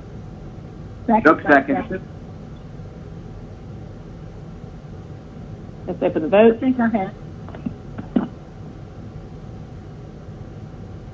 vote is open. This item is favorable, 7 yeses, 0 noes. Next item is 11-20-1398, an ordinance by Finance Exec authorizing the mayor designee on behalf of the city to execute all documents necessary for the acquisition of certain property interests necessary for the 15th Street extension, authorizing negotiations with property owners for the acquisition, authorizing title searches, appraisal surveys, other items necessary for the acquisition, authorizing the mayor and city attorney in the event negotiations are unsuccessful to instate condemnation proceedings pursuant to the declaration of taking method, OCGA 32.3-1, and waiving certain provisions of Article 10 Real Estate Procurement Code of the City of Atlanta ordinances on behalf of the Atlanta Department of Transportation. All contracted work and payments for property interests to be paid from the account numbers listed herein and for other purposes. Again, Mr. Rowan, just because we're mentioning condemnation, give us, in a nutshell, what you need to do here. Yes, ma'am. Again, Josh Rowan, Commissioner of DOT.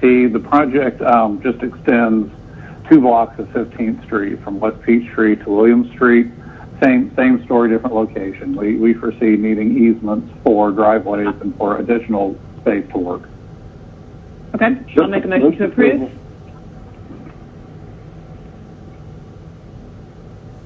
Shook second. Okay, that was, we'll put aye and Shook on that one. Let's open the vote.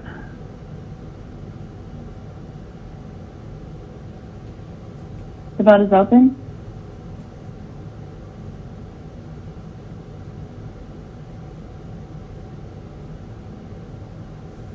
We need Westmoreland.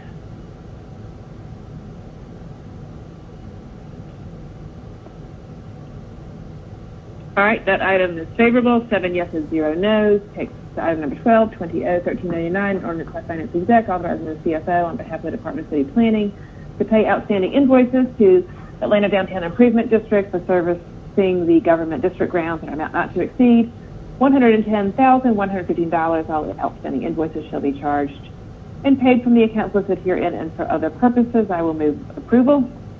Shook seconds.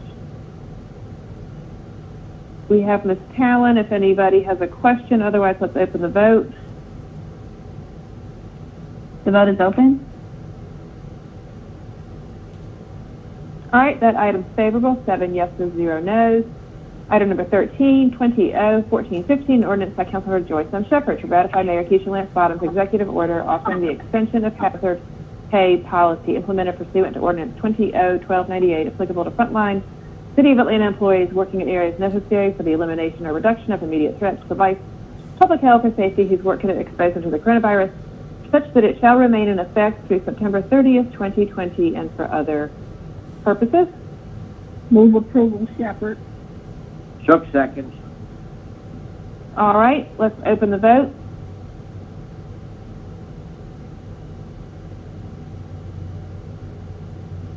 The vote is open.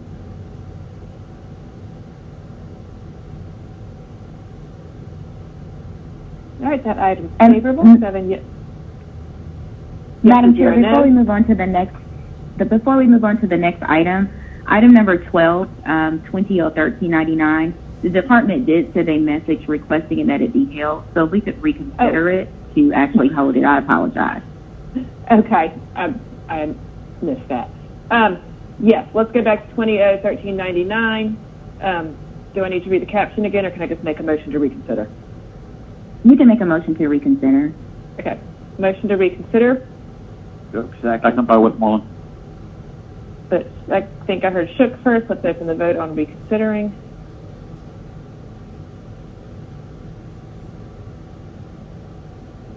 Vote is open.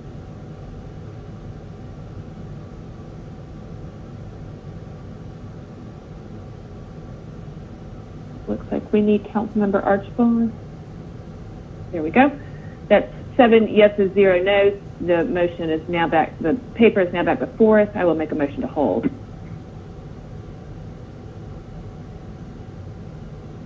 Second, Shepherd. Second. I'll go second by Shepherd. Let's open the vote. The vote is open.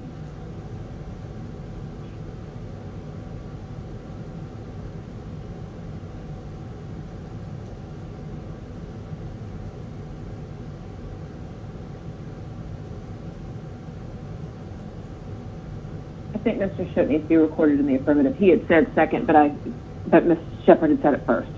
So, thank you.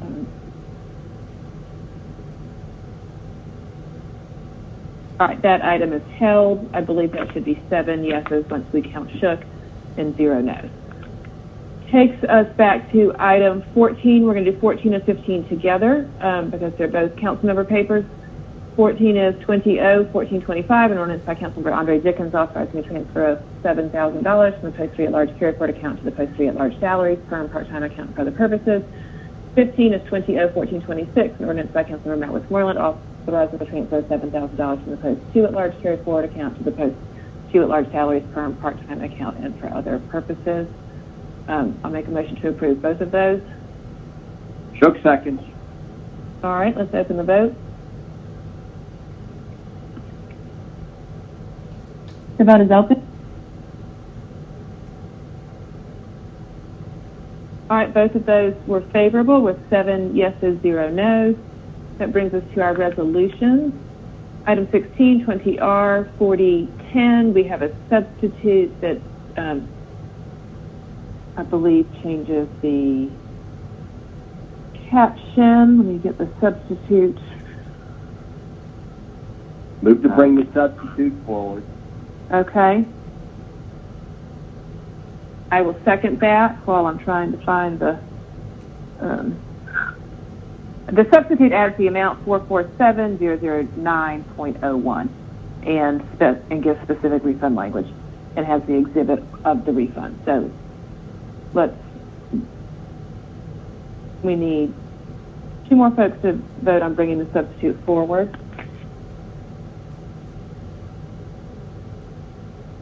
Okay, the substitute is before us. So the substitute, let me just read the caption.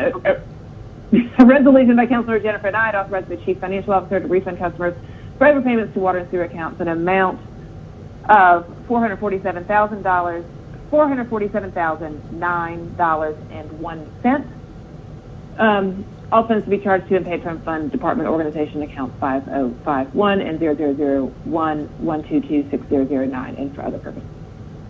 Move approval on substitute. All right, I will second. Let's open the vote.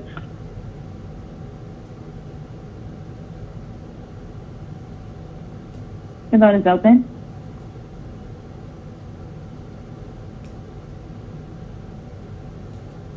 All right, that item is favorable on substitute. 7 yeses, 0 no's.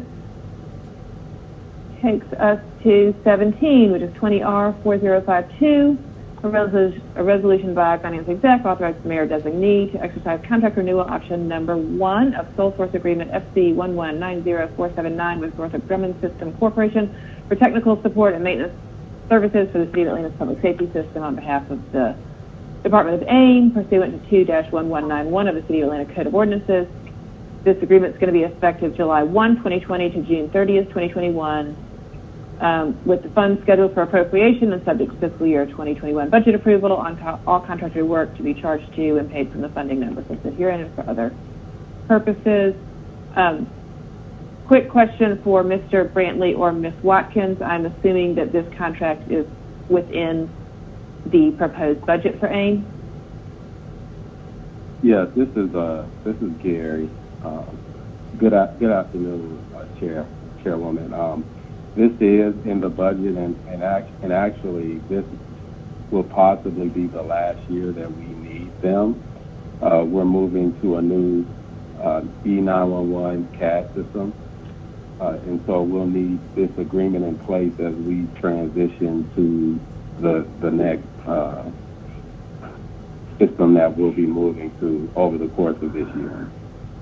Okay. I will make a motion to approve. Shook seconds. All right, let's open the vote. The vote is open.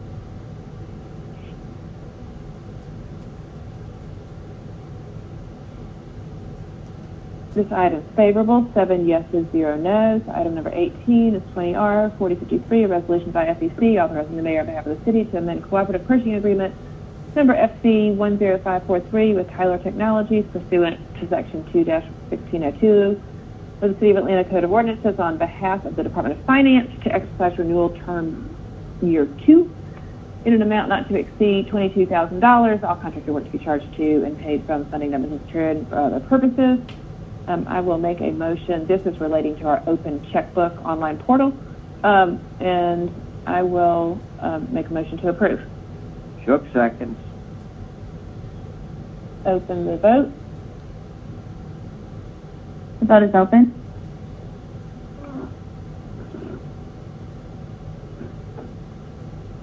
This side is favorable, 7 yeses, 0 noes. All right, this brings us to our dual referred items.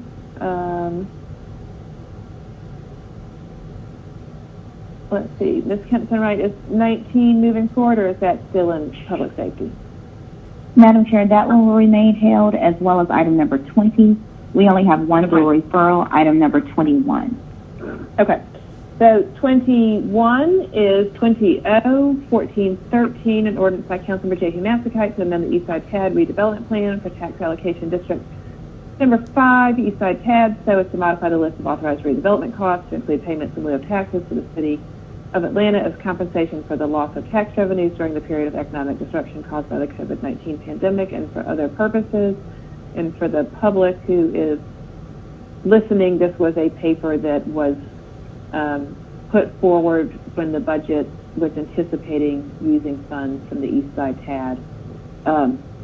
And it was, the motion was to file in CDHS because there has been a change in our budget plans, and so I will,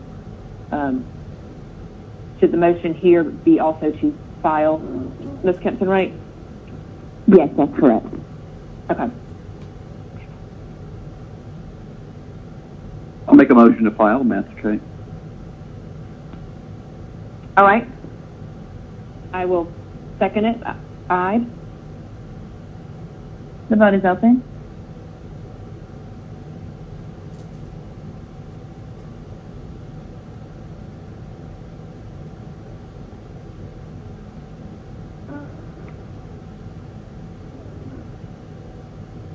We need Mr. Shook. Aye. All right. Record Shook as affirmative.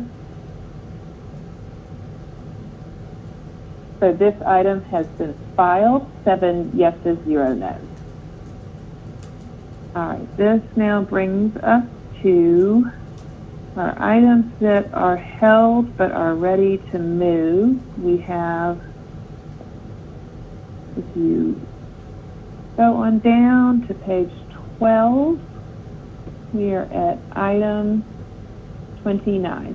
20-1320, an ordinance by Finance Exec to authorize the CFO to amend the fiscal year 2020 general fund, community development block grant fund, intergovernmental grant fund, general government capital fund, capital finance fund, special assessment fund, capital finance recovery zone fund, infrastructure bond fund, T-Plus capital fund, budget for transferring appropriations from the Department of Public Works and adding appropriations to the Atlanta Department of Transportation, an amount not to exceed $247,458,903.66, and authorizing the CFO to create the department organization and accounts listed herein in connection with the creation of the Department of Transportation's Office of Capital Project Administration for all operating and capital fund budgets. And this one has a substitute that removes the general fund language and accounts, and it is only moving project fund accounts. And so that was in everybody's packet. I will make a motion to bring forth the substitute. Well, do we need a motion to bring forth the substitute? If it... Did that happen in... Yeah. Okay, thank you. Shook seconds. Okay. So let's open the vote on bringing forth the substitute. The vote is open.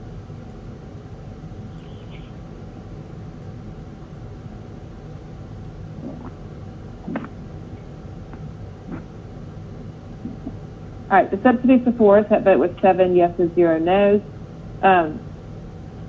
I'll make a motion to adopt on substitute. Shook seconds. All right, let's open the vote on that.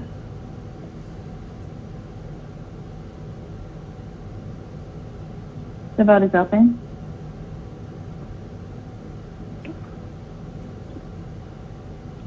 All right, this item is favorable on substitute, 7 yeses, 0 no's. Our next item on held that's ready to move is item number 31 on page 13. This is 20-1362. An ordinance by Councilmember Joyce M. Shepherd ratifying Executive Order number 2020-83, authorizing the CFO to amend the fiscal year 2020 budget by adding anticipations and appropriations in the amount of $88,434,611.30 awarded to the city pursuant to the Coronavirus Aid, Relief, and Economic Security Act, the CARES Act, authorizing the CFO to transfer appropriations to provide up to $88,434,611.30, the total of which shall be utilized to cover costs that are necessary expenditures incurred due to the public health emergency with respect to the coronavirus disease 2019 that were not accounted for in the budget most recently approved as of March 27, 2020, the date of the enactment of the CARES Act, and that were incurred during the period that begins on March 1st, 2020 and ends on December 30th, 2020, and which may be transferred to assist with any of these efforts without specific limitations and for other purposes. And there is a substitute on this that provides a substitute forward. Okay, I'll second that. So let's vote on bringing the substitute forward.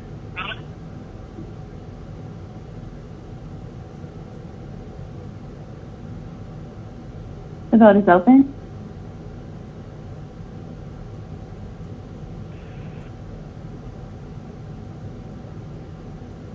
Waiting on Mr. Shook. I'm an aye. Motion. Okay.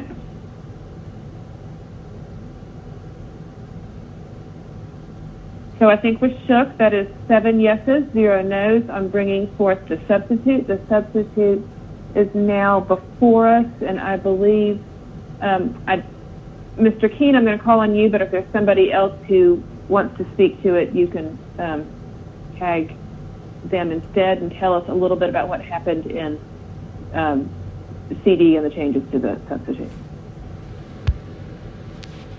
Thank you, Chairwoman. I'm happy to provide an overview. I did send out some slides. I'm not sure if those will be provided or on screen. I think that we are pulling them. Up. So, Ms. Kempson-Wright, are those can be displayed? Yes, Madam Chair, the presentation was emailed to everyone as well as it is currently being displayed. Mr. Keene, if you'll just present from your hard copy. Okay. And yes, let us know when to absolutely. advance. Thank you. Absolutely.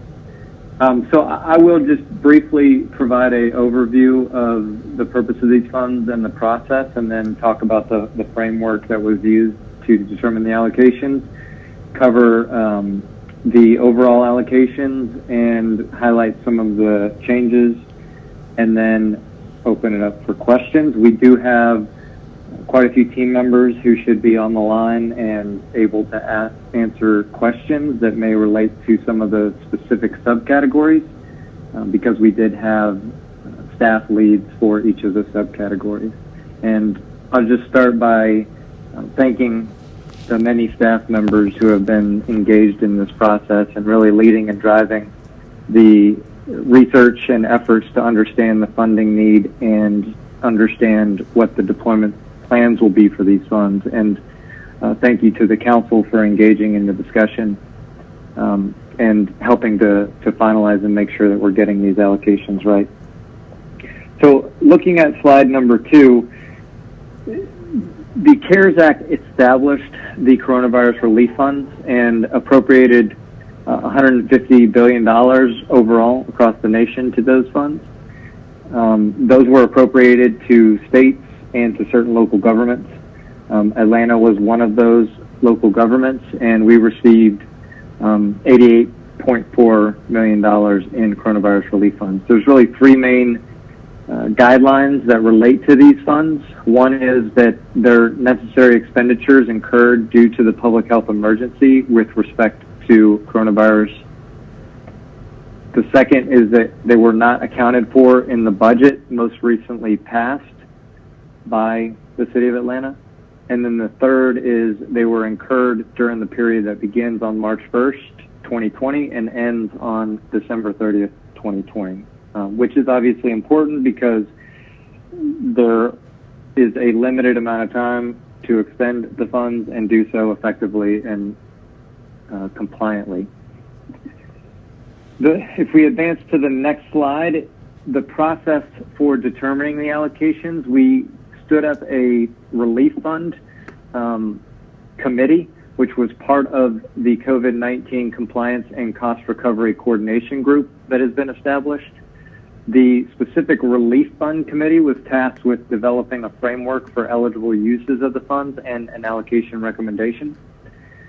The committee created that framework of eligible categories and subcategories based upon federal guidance, identified staff leads, and then collected information on each subcategory to develop allocation recommendations based upon the below criteria, which was, is this a funding priority for the City of Atlanta compared to other funding sources, whether that is at the county or state level or other funding sources that may be going towards the school systems, the hospitals, etc. Is this a funding need based upon the impact of COVID-19? What is that total funding need that is required for that particular subcategory? And then what are the planned deployment methods, capacity, and capability? The staff leads, since the initial allocations were recommended, the staff leads have continued to refine the recommendations based upon new information on eligibility, need, and deployment, and have done so in conjunction with council members. In terms of the framework of eligible categories, if we move on to the next slide, at the highest level, there are 6 primary categories of eligible expenses. The first is medical expenses, which relate to things like hospitals, testing, and tracing. The second is public health expenses, which relate to communication effort, PPE, and technical assistance. The third is payroll expenses. The fourth is actions to facilitate compliance with COVID-19 related public health measures, which includes some of the food distribution efforts, distance learning, telework capabilities, and then our homelessness efforts. The fifth is related to the provision of economic support, which includes our small business grants and emergency assistance or emergency rental assistance grants. And then the last is kind of a catch-all bucket that the federal government had provided that relates to any other reasonable related expense that falls within those 3 primary requirements that I talked about up front. The Department of Treasury has released Coronavirus Relief Fund guidance and FAQ documents to assist with determining eligibility, which were the foundation for developing the framework. The City of Atlanta Department of Law has been critical and has provided a lot of support to our staff in clarifying eligible expenses based upon the federal guidance. So if we move to the next slide, the next two slides lay out the allocations by category and subcategory. And I know you all also have a handout that provides this information. So I won't necessarily go through every single one of these in detail. Certainly, we're happy to answer questions on any specific ones. I will go through them and highlight a few and just some of the key changes or things that have stayed the same over the course of the last few weeks as we have refined the allocations. In the first bucket related to facilitating compliance with COVID-19 related public health measures, as mentioned, this includes our homelessness efforts. This allocation has not changed since we introduced it. It is at $7 million. The expenses to improve telework capabilities, also unchanged. It is at $3.75 million. Expenses for food delivery to residents, including senior citizens and other vulnerable populations, that has not changed, is at $2.5 million. Expenses to facilitate distance learning, that allocation did change. It reduced by $1 million, primarily because of additional information learned related to the need, specifically the need of students and other funding sources that would be able to serve those students to provide them the equipment needed to do distance learning within the school system. That funding will be, the $500,000 in funding will be used to provide distance learning, support learning for our efforts that we will have over the summer led by our Department of Parks and Recreation.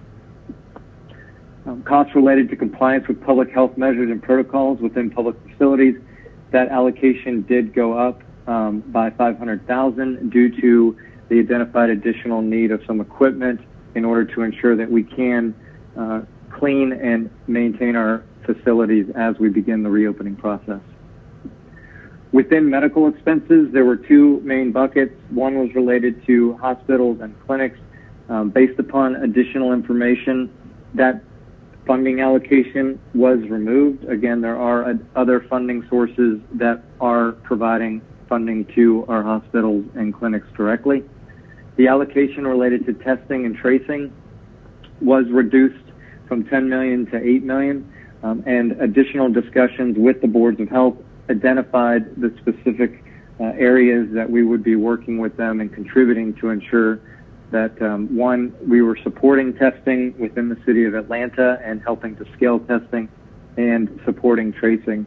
And those funds will be leveraged against other funds contributed by the counties in the state. For payroll expenses, these expenses primarily relate to hazard pay.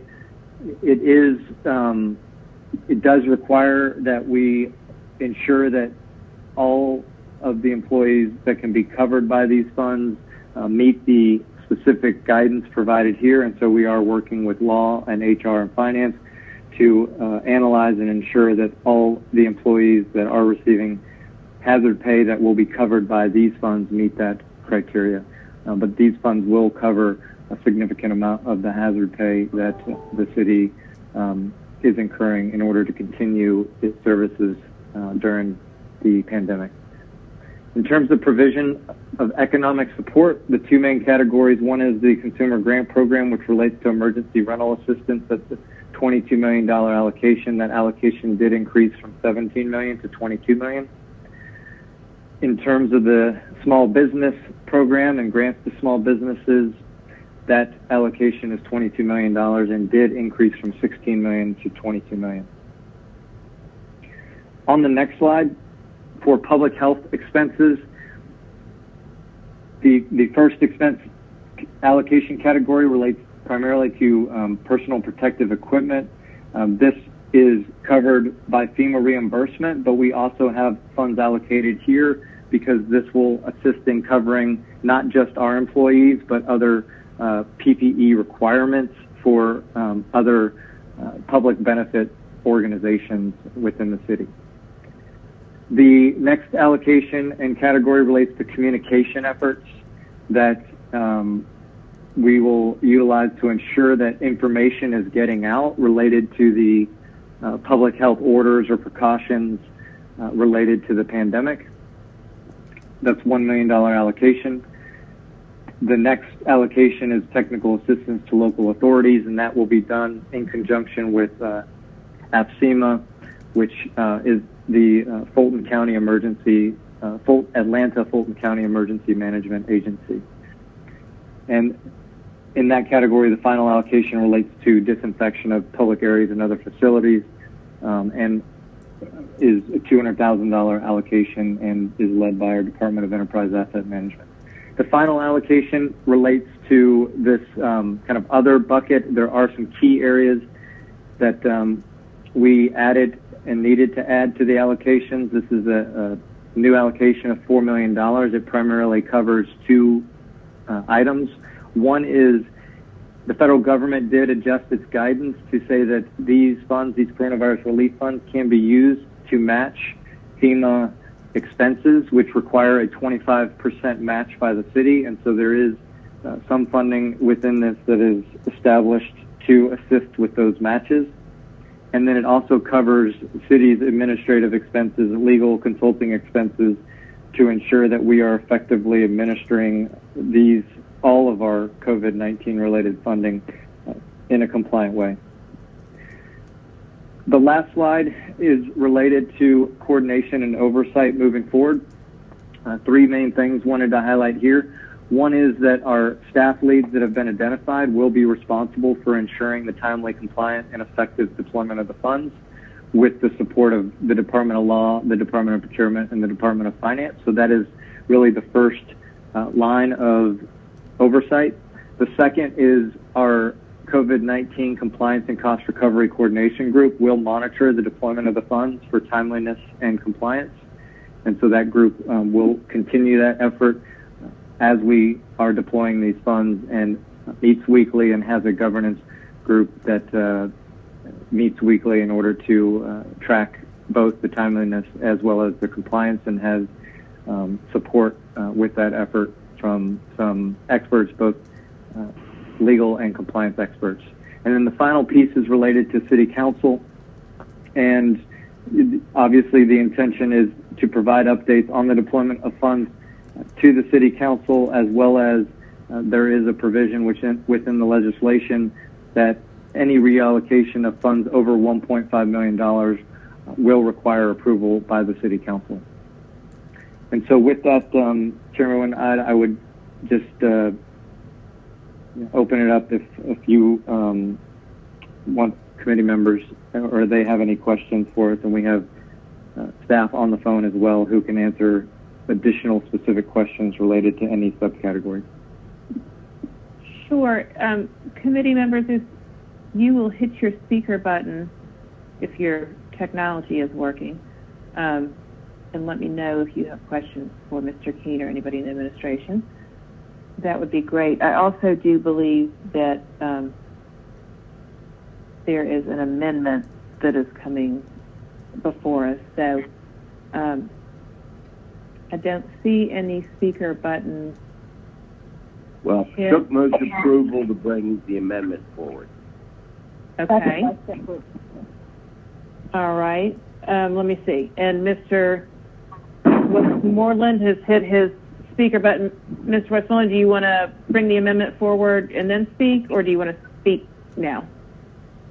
I was going to bring the amendment forward. That was the reason for hitting my speaker button. Okay. All right. Mr. Shook jumped the gun on you. Let's vote on bringing the amendment forward, and then Mr. Westmoreland, I believe this is your amendment. Would you like to speak to it? Sure. I've just walked through what it does and what we're hoping to achieve through it, and then I assume that they would need to be read out loud. Is that right, before we vote on them? Yes. Let me find your amendment, unless you have it. Let's see. I do. Okay, tell us what the amendment does, and then we will vote on it. Yes, ma'am. Thank you. Sure, will do. First off, I wanted to thank Deputy COO Keene, who has done really incredible work on this over the last couple weeks. Really appreciate the last time we talked about this in FEC, a number of us referenced a desire to see how we could expand the amount of money that was going toward rental assistance, recognizing what a tremendous need that's going to be over the next several months for our residents, and then the same for the bucket around small business support, knowing how hard businesses all across the city have been hit by COVID. And so a thank you for the rental assistance that went from 17 to 22 million, and then the small business support that went from 16 to 22. I have an amendment. It's in 3 parts, and it goes to the heart of the rental assistance conversation. We are in the middle of a week-long procurement to find someone who's going to coordinate the deployment of those dollars and then the distribution to our residents. And so I have an amendment that would take Section 6 of the substitute, and it would read as follows: that the Atlanta City Council shall approve via resolution a deployment plan for any funds allocated for rental assistance through the Consumer Grant Program as described in Exhibit A prior to the disbursement of such funds. And it would strike that this ordinance be effective immediately upon approval. And then it would amend Section 7 to say that all ordinances and parts of ordinances in conflict herewith are hereby waived to the extent of the conflict only, and strike the phrase that this ordinance shall be effective immediately upon approval, and then create a new Section 8 that says exactly that this ordinance shall be immediately effective upon approval. And what this will do is it'll allow us to move this full $88 million out of committee today. It'll go to full council on Monday, where I suspect it will enjoy unanimous support. And then once the process to select the coordinator for the rental assistance component is complete, the administration will provide the deployment plan to us, and then we'll be able to start distributing the $22 million without there being a delay at all in the timeline. So that's what this amendment does, and I will stop there since Mr. Shook and Ms. Shepard have made a motion and seconded. No, I want to thank Westmoreland and the administration. I move approval of the amendment.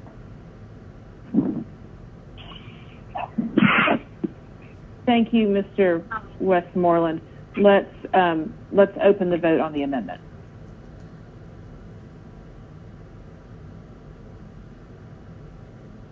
The vote is open.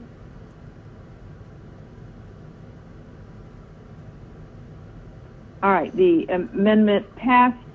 7 yeses, 0 noes. I will make a motion to. I was going to make a motion to approve as amended. No second. A second. I'm getting a little bit of feedback. I believe that was a second by Councilmember Shepard. Let's open the vote. Shooks and I. The vote is open.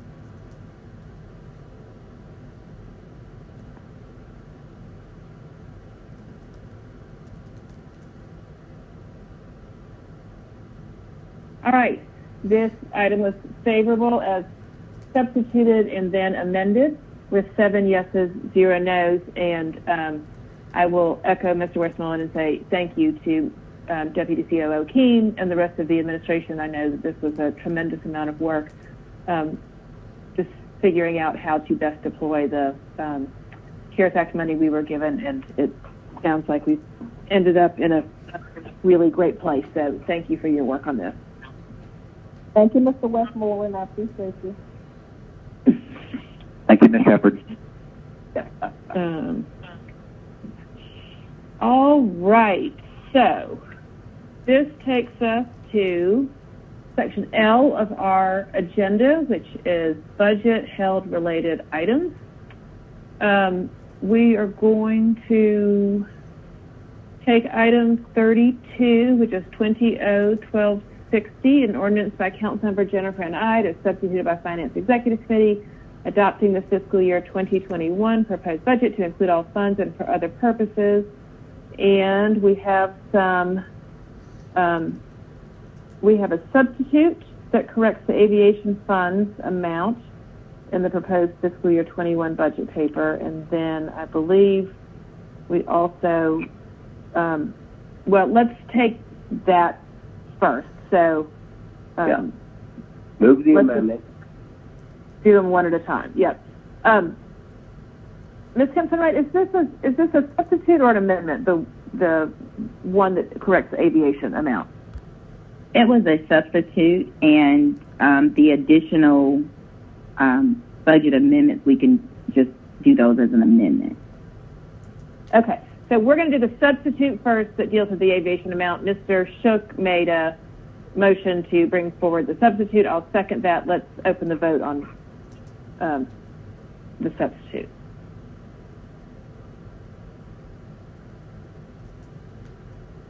The vote is open.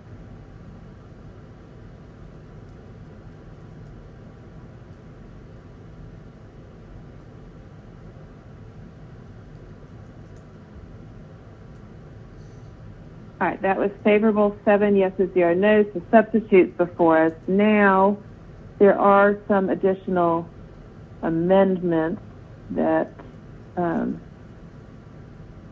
were in for my colleagues. It's in the email you got around 2:23 this afternoon.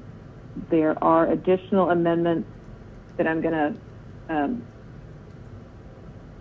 ask the administration to confirm this, but I believe that these amendments are taking all of the, when we had the budget hearings and various departments had those corrected pages that they presented to us then, this package of amendments is taking all of those corrections that were presented to us during the budget hearings and putting them into an amendment. And Mr. CFO or somebody from finance, can you confirm that that's the correct understanding?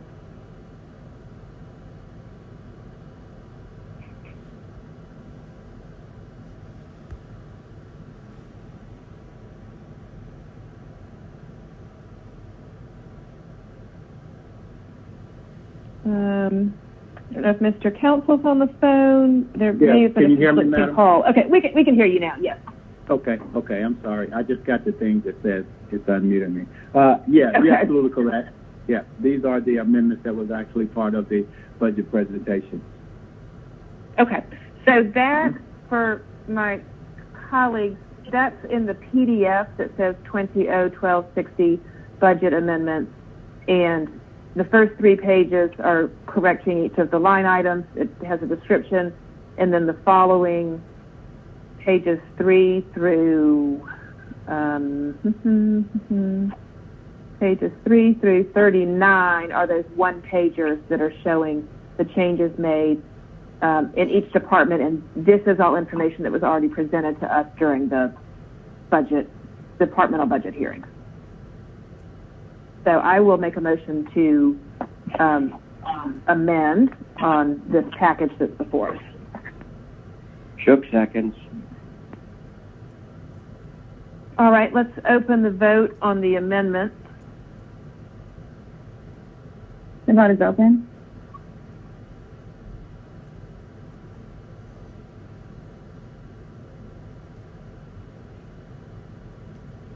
All right, so the amendment was favorable, 7 yeses, 0 noes.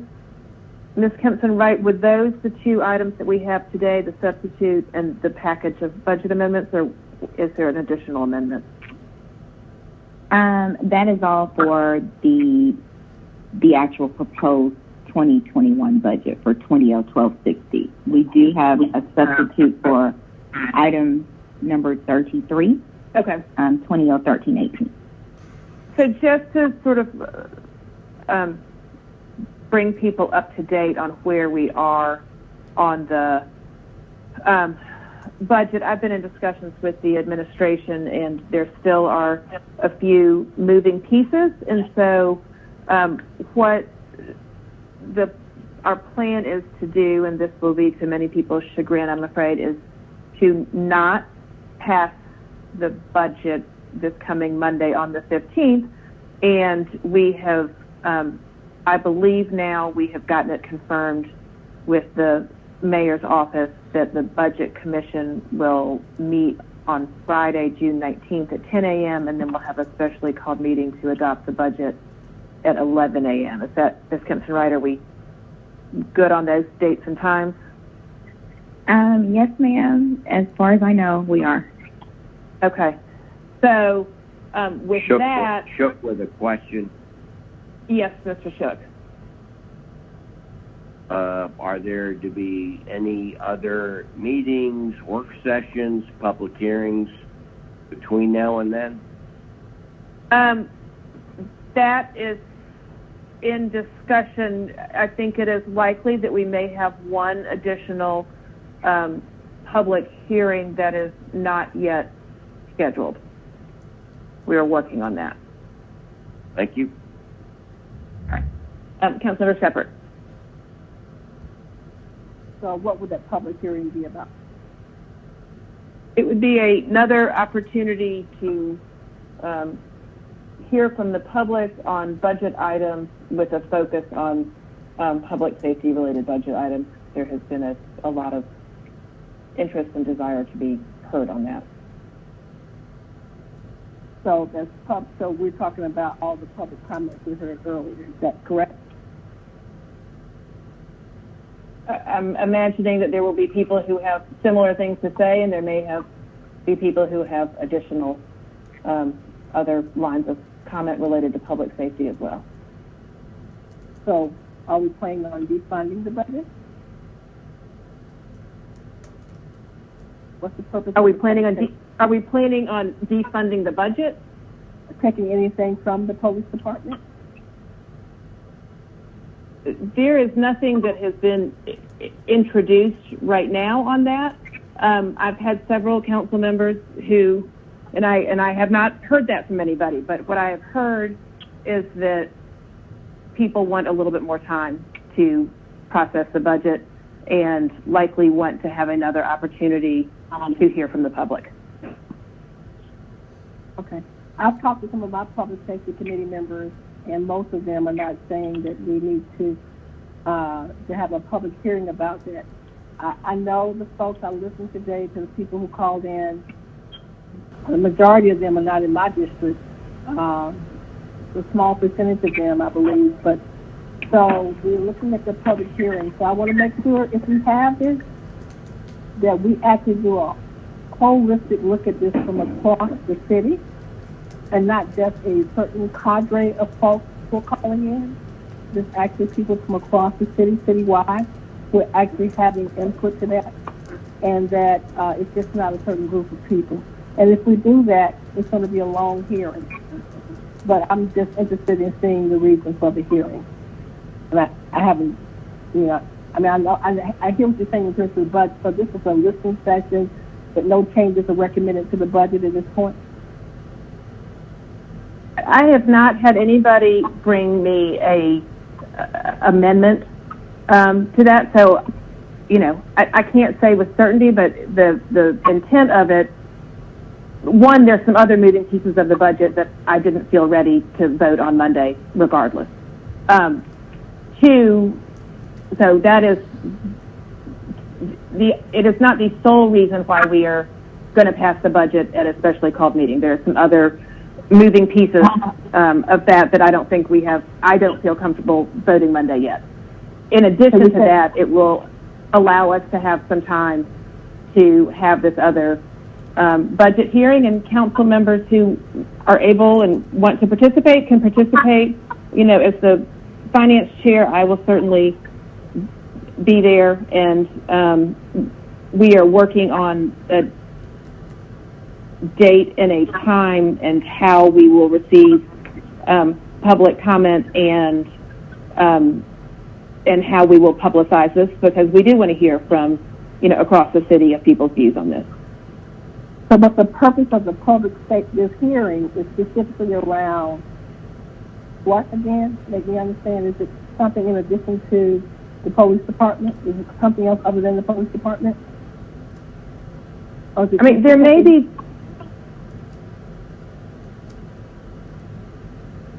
I would say public safety.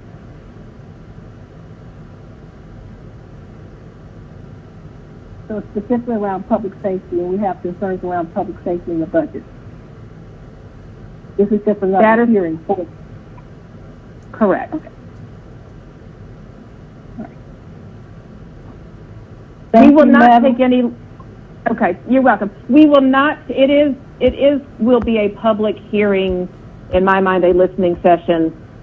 We will not have any legislation before us that we will not be taking any action at this additional public hearing listening session. Thank you. Okay. Thank you, Councilmember Shepherd. So with that, now that we've substituted and we've amended, my intent is to let 20-1260, the budget paper, stay here in FEC, and then it will be pulled up for the specially called meeting to pass the budget. At which time it could be subject to, additional amendments.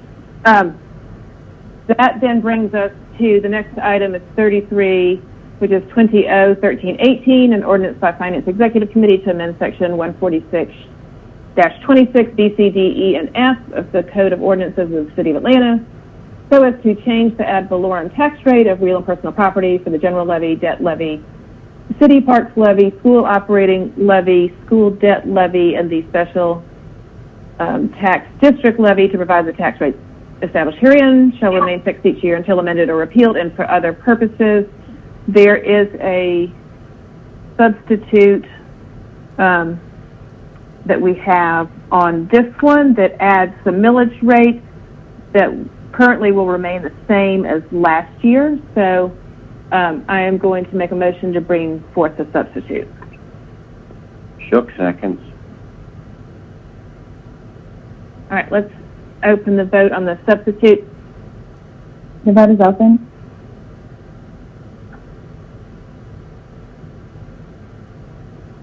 All right, the substitute, that was favorable, 7 yeses, 0 noes. On this one, we can leave this here as well, and it can be put on the agenda of the specially called meeting, so they can travel together.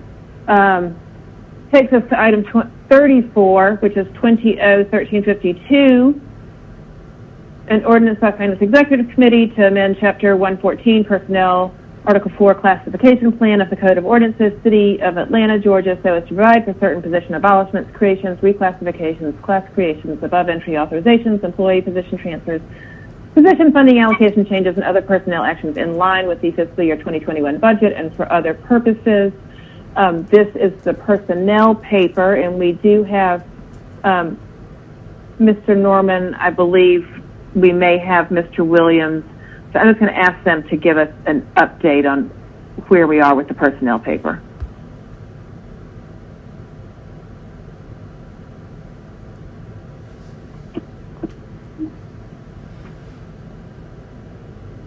All right. Good afternoon, members of council. This is Jeffrey Norman, Interim Commissioner of the Department of Human Resources. And so actually prepared a couple of slides. Just wanted to confirm that you did have those available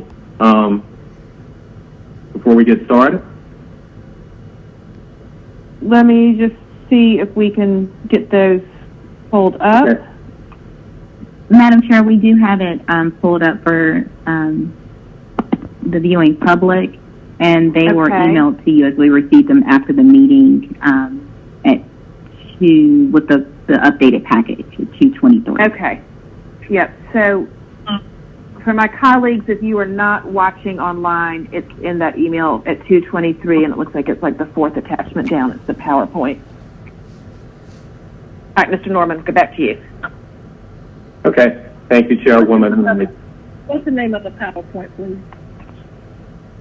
It says FY21 Proposed Personnel Paper, 6-10-2020. I mean 6.10- Okay. All right, Mr. Norman. Okay. All right. Thank you. And so just wanted to take a brief opportunity based on questions that had been circulating to just round back and provide some context for development of the personnel paper. And we can proceed. This is a very brief overview. We have 2 slides I kind of want to walk you through to bring context to development for the FY21 personnel paper. So if we could go to slide 2. And so when we look at slide 2, what I really wanted to give context to was how the personnel budget was actually developed. So I wanted to walk you through some high point data points. So to start with, at the end of April, there were a total of 8,593 field positions across the city of Atlanta. These positions are funded from approximately 20 different funding sources. The biggest population of positions is 4,958, and those are in the general fund. To build the general fund personnel budget allocations for FY21, we funded field positions and active recruitment as of March, totaling 4,953 general fund positions. And to give you some context for active recruitments for this purpose of budgeting are defined as those backfills that had already been approved by the Vacancy Review Board. The proposed FY21 budget book reflects the true value, which is $279,628,745, and those are relative to the 4,953 general fund positions. The personnel paper includes the transactions that are needed to realign positions from the FY20 budget to the FY21 proposed budget. And we can go to slide 2 of the presentation. And so we shift from development of the budget and just wanted to provide an overview of how the personnel budget is managed. And so the personnel paper will implement those adjustments that are reflected in the budget book and have been discussed in the department's budget presentations over the last several weeks.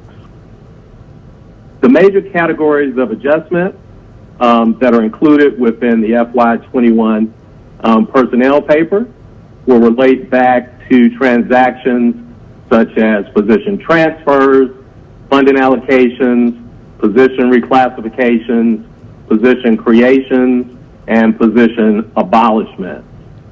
And so, once again, to bring context to those specific categories, when we talk about position transfers, obviously at the forefront for that type of transaction would be as we continue to stand up ACL-DOT, the transfer of a majority of positions out of the Department of Public Works, and that will be as well as any other department. So that is facilitated as a position transfer transaction within the personnel paper. Secondly, and similarly, for funding allocation, we talk about those types of transactions that make sure that we are utilizing the correct funding streams. I would direct you to an example, for example, within the law department, where we have lawyers who serve across the enterprise. And so we want to assure, for example, if we had an attorney who was providing some level of service to the Department of Aviation, who was reassigned specific duties, wherein maybe he is now servicing the Department of Watershed, as well as the Department, as well as the General Fund, but no longer handling those aviation responsibilities. We want to make sure that we had correct alignment of those funding allocations so that we have true distribution from a funding perspective. position reclassifications, wherein we want to ensure that we are properly recognizing the associated duties and responsibilities of a position, as well as the defined nature of that position. You will see that, for example, when we look to reclass those two outstanding executive director positions for ATL 311 and Dean, to ensure that those are classified as commissioners, as the heads of those departments. And we discussed that earlier this year. Position creation, an obvious one for FY21 will be creation of the Inspector General position. And then position abolishments, wherein we ensure that, for example, the greatest example for this budget, and you will see that represented across the spectrum, is for zero funded positions. You will see that there are several departments, because those have no funding, that those are actually being abolished, or you also have some positions where when they are reclassed, that classification and position are no longer required. And so once we have aligned personnel to the budget through the personnel paper, departments will move forward with their approved budgets and their approved positions. During the course of the year, there will be some level of natural attrition due to retirements as well as other activities. Department heads will be able to backfill for critical positions through the existing vacancy review board process. And we have previously come before this committee to discuss the establishment in the fall of the vacancy review board. And so that is where we have a board that is chaired by the chief operating officer. It also includes the chief financial officer, as well as deputy chief operating officers and the director of innovation and performance management. The requirement is that prior to filling positions that are outstanding, we actually have departments fill out a request to fill form. As part of that process, there is an analysis of their current budget state to make a determination as whether they can actually support filling those positions.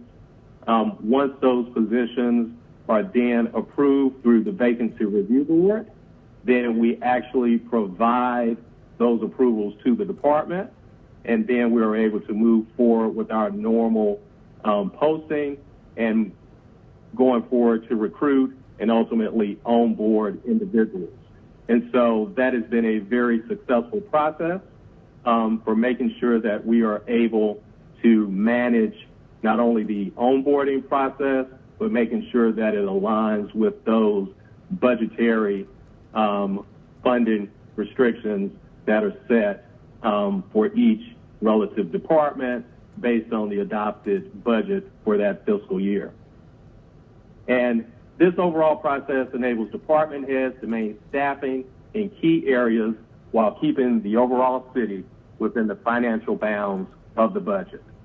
And so that is the overview that I wanted to provide, just to make sure that the committee had a appropriate context upon which the personnel paper is developed and how that corollary for management of that budget through the subsequent fiscal year works.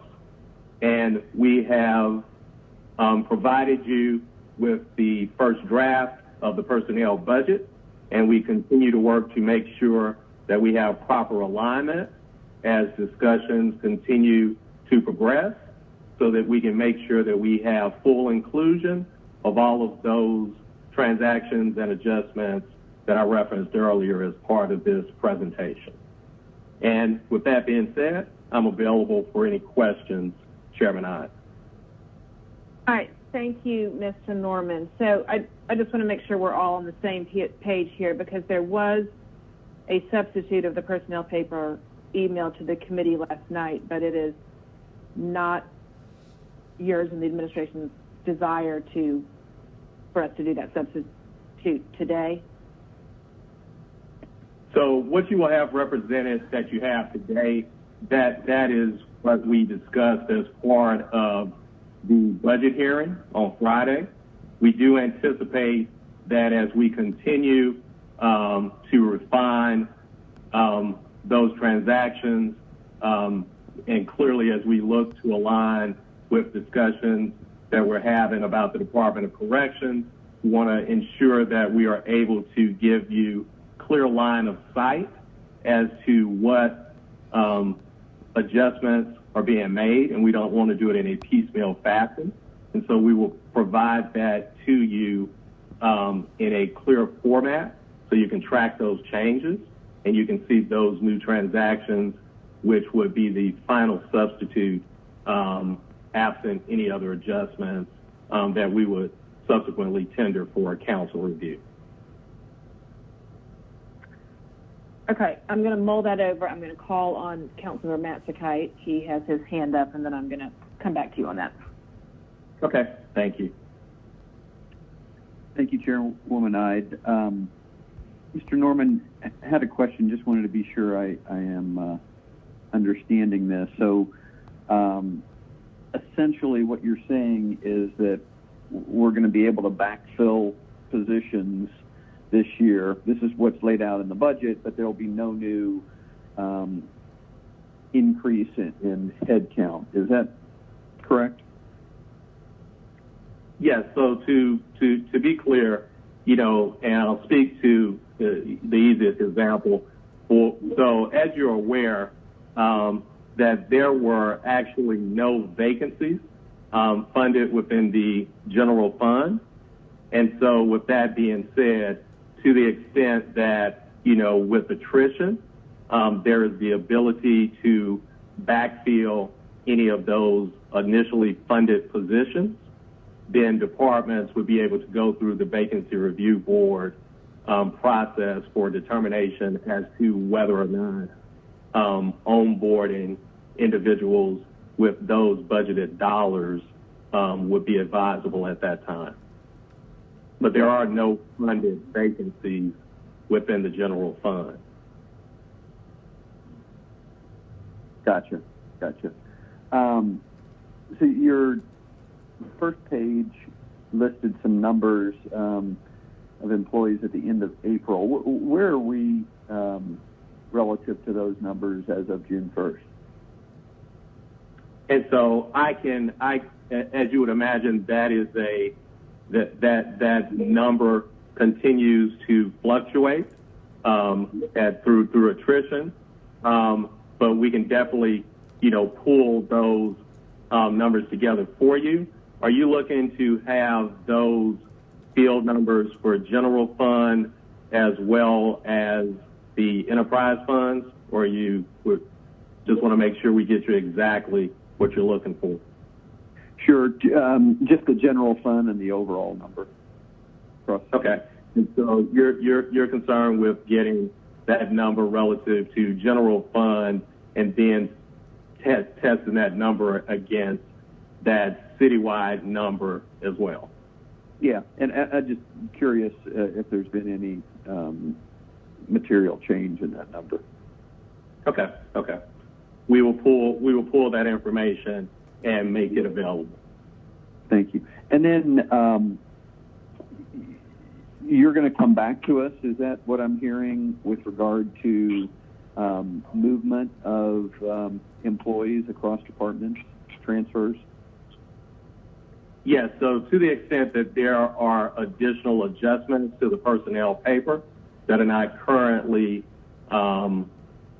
contained within the paper that we've provided, yes, we will come back to you with clear line of sight on any additional adjustments for the purposes of providing that updated personnel paper for substitution.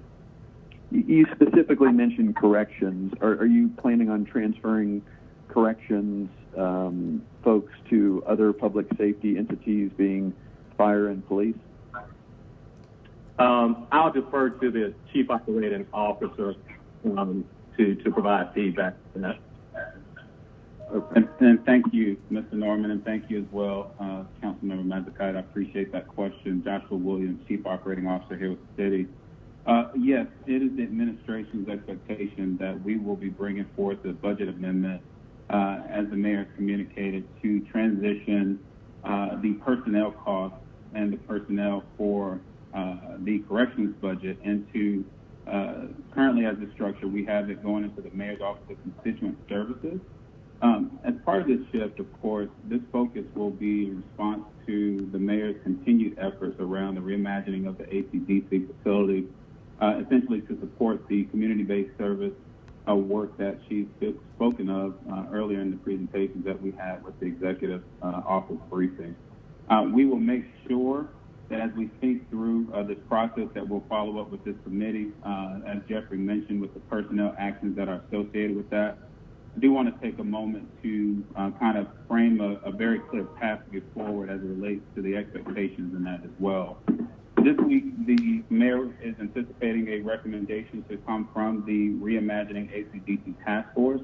As you know, that task force was established to create recommendations for the mayor as it relates to the administration's efforts for closing the city jail. Beginning next week, we will immediately begin the second phase of this process, specifically related to starting the redeployment of staff from the city jail to other community-based functions, as I mentioned before, under the Mayor's Office of Constituent Services. The effort in this initial phase will be to reduce the number of employees, given the low number of detainees that we currently have that are booked over the last several months, as you all know. That redeployment process will be facilitated in partnership with our Chief of Corrections, Rodney Bryant, as well as our Department of Human Resources, as well as my office as COO.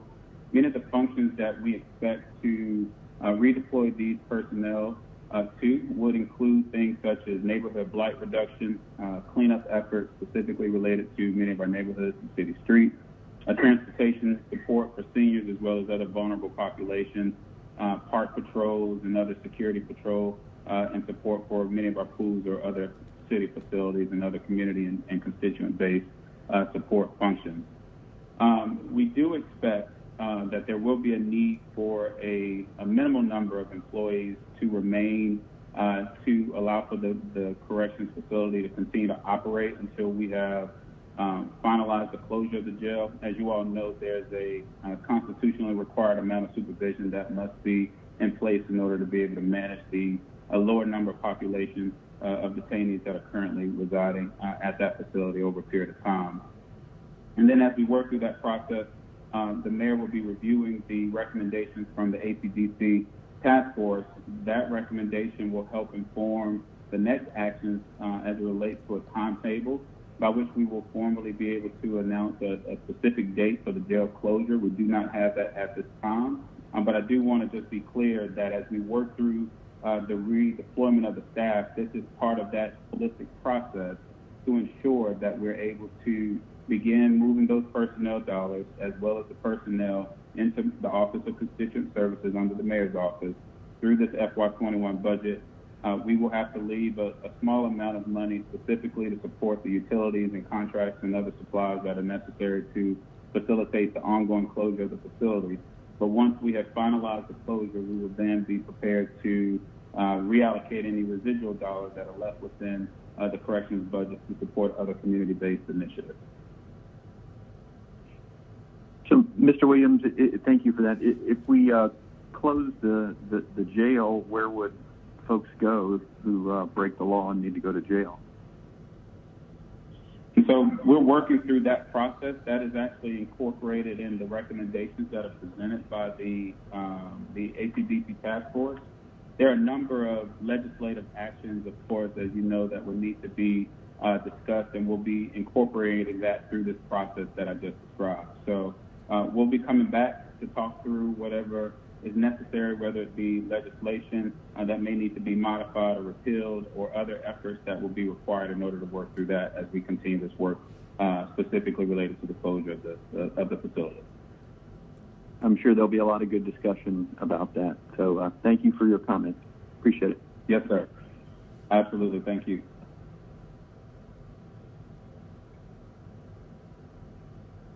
Mr. Mazzucati, you done, or you have more questions? Yes, I am. Thank you, Chairwoman. All right. Next up, we have Councilmember Joy Shepherd. Thank you. The question for me is, as we transition the corrections folks, their staff, and we transfer them to different departments, their pay scale, their wages, how do we correlate that to what departments they're going to?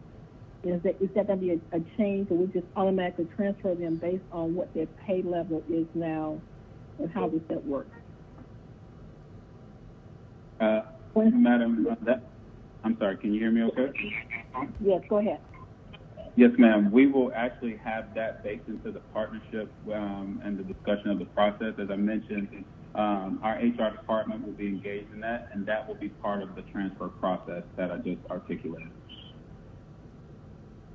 So if we transfer them into constituent service, for example, we don't know if we haven't defined specifically what they're going to be doing, if they're going to be doing the same thing as constituent service, or they're going to be doing something different.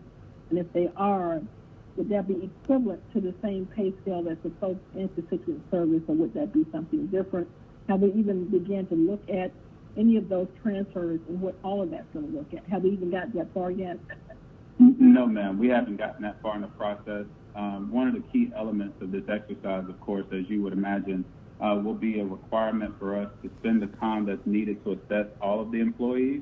Specifically, we want to make sure that we're thoughtful about the knowledge and skill set, and then where there may be some additional elements of training that we need to incorporate, we can certainly be very thoughtful in our approach to make sure that our staff members are prepared to facilitate whatever may be needed in those other functions that they may serve in as well. So that has not been fully baked out, and we're working through the process through this next phase to make sure that we're taking that into consideration, and we'll be working through that as I discussed. And you know, I've already asked the same question that Mr. Massey asked, which is, we know realistically that as we close the jails, and I don't think anybody can make the assumption that will mean that we're not going to be locking people up, because unfortunately, in terms of where the world is, there will people who will actually still have misdemeanors, not felonies. I don't think we've gotten to the point yet of saying where they're going to go. Fulton County, I'm not sure if that's the answer. That's concerns about that. And I think we've done a good job in terms of how we deal with the corrections department. The fact that we've gotten it down to a point that we have to close it, that's a great thing. But at the same time, reality is people will still have to be in jail. So it'll be interesting to see as we roll out the recommendations from the task force how we're going to deal with that, and the fact that, again, we're going to have some people who are going to have to remain there in that whole structure. And do you have any estimate time in terms of the closing or the transition of this task force and all of this, Mr. Williams? Do you have any ideas in time frame yet? So our expectation is that we would receive the final report from the task force this week. If not this week, certainly by the early part of next week, at which the mayor and the administration will take the time needed to evaluate that and begin to digest those recommendations and formalize a path forward as it relates to the process that I've articulated, coupled with the redeployment efforts that we'll be working through. I would say that once we do that, we'll certainly come back to this body as well as to the Public Safety Committee, as I committed to you in our last conversation, to make sure that we update you as well as other council members to keep you apprised of the work that we will be moving toward, as well as the time frame associated with that once that has been determined. Right. So the correction center will remain open for at least the next 6 months, you would estimate? I would say that we will continue to evaluate that as part of the process. At this point in time, I'm not able to give you a definitive time frame, but at the moment, it will remain open. Thank you. That's all I have, Ms. Ide. Thank you, Councilmember Shepherd. Next up is Mr. Shook. All right. Well, thank you for your thoughtfulness. Are we going to receive on the floor a substitute that moots what we've got now in terms of the personnel paper? Yes, sir. What I've asked Mr. Norman to do is to make sure that the work that's needed to incorporate the corrections transfer is incorporated in that substitute. Our expectation is that we will provide that to you all as quickly as possible so that you have an opportunity to review it. They'll be working diligently throughout the rest of the week. Our hope is to get that to you as soon as possible so that you all have the opportunity to review prior to final approval. Okay, well, the good news for you is the bar's not very high. We normally get that an hour before. So anything you can do would be appreciated. Otherwise, I'm not sure how much time we're expected to put into what we have in front of us now in terms of the personnel paper. Yes, sir, understood, and we will certainly work diligently to get that to you as quickly as possible. Thank you. All right. Thank you, Mr. Shook. I do have a few other questions that I think could be, some may be better directed to Mr. Williams and some to our HR commissioner. Just so everybody sort of understands where we are, we do have a draft substitute of the personnel paper. We've just heard that there will be a further change to that because of the Department of Corrections. What, if any, what other areas do you still need to work on the personnel paper? So is that going to be the only change that we're going to see on what we got emailed last night? Is the jail, or there's some other moving pieces still? What I would recommend is that we discard the substitute that was provided on yesterday evening, just to make sure that we don't have a number of versions out there that could be confusing to this body and council. What I would ask is that we incorporate the corrections, transfers, and redeployment as we discussed, and we will provide that to you as quickly as possible. Mr. Norman, are there any others that you may be aware of that you're working with your team that may be appropriate to share in this conversation at this time? Thank you, Joshua. And so, Councilmember Ide, what I would like to share is, we do not anticipate that there will be any other significant amendments to that draft. I will let you know that we do anticipate, that there may be a couple more abolishments, for example, that are added to the paper. We will be ensuring that, we make sure all of the funding allocations are aligned properly. So really house cleaning to make sure that we have gone through and done a diligent review of all of the transactions in addition to those related to corrections. And so we just are at the process where we are going through and doing a very thorough vetting and review, and ensuring that we validate those areas like all of the funding streams, so that we can make sure that we have the appropriate structure in place for implementation as part of FY21. So that is kind of the posture we're in right now based on what we've tendered at this point. Okay. So, I think we have a lot of information we have to digest before we vote on the budget, and I don't think people want to spend time reading things that might have a lot of changes in them and spend a lot of time and energy, matching up the personnel paper to the budget. So I get you on the let's not spend a lot of energy on what was sent out last night, and let's not get confused about where, what's in front of us. I do, I understand the jail piece of this is taking some time.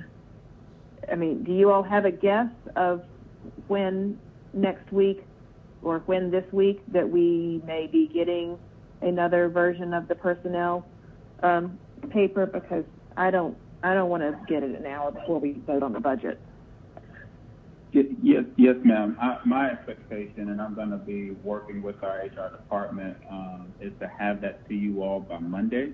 That gives them a little bit of breather over the weekend, that if there's any cleanup that needs to happen through this week, myself and Mr. Norman can spend the time doing a quick review before we present it to you all. that way we assure that you all have enough time to review that ahead of any other conversations that may be needed later in the week, as you described earlier in the presentation that you made. Okay. So just sort of thinking through, and that's fine, because, you know, let's get it right and let's get it complete. You'll distribute that via email and then have the opportunity for council members to reach out with questions. I mean, we won't have another, you know, committee meeting before we get to the specially called meeting to pass the budget. So will we just, you know, you'll transmit it, you know, electronically, and then make yourself available for people to ask questions about it if they want to ask questions before we get to the meeting where we're going to pass the budget? Yes, ma'am, absolutely. I will have Mr. Norman send that out to the full body, and then we'll make ourselves available at you all's convenience to make sure that we can respond to any questions that you may have. Okay, and then we will put the personnel paper on the agenda for the specially called meeting, and we'll substitute it there at the meeting, but we will have had it to look over before then. That's correct. Okay. I did have just thank you, Mr. Norman, for the PowerPoint that you shared in it. I have one or two questions about this, because I don't know that everybody on the council side is terribly familiar with the Vacancy Review Board.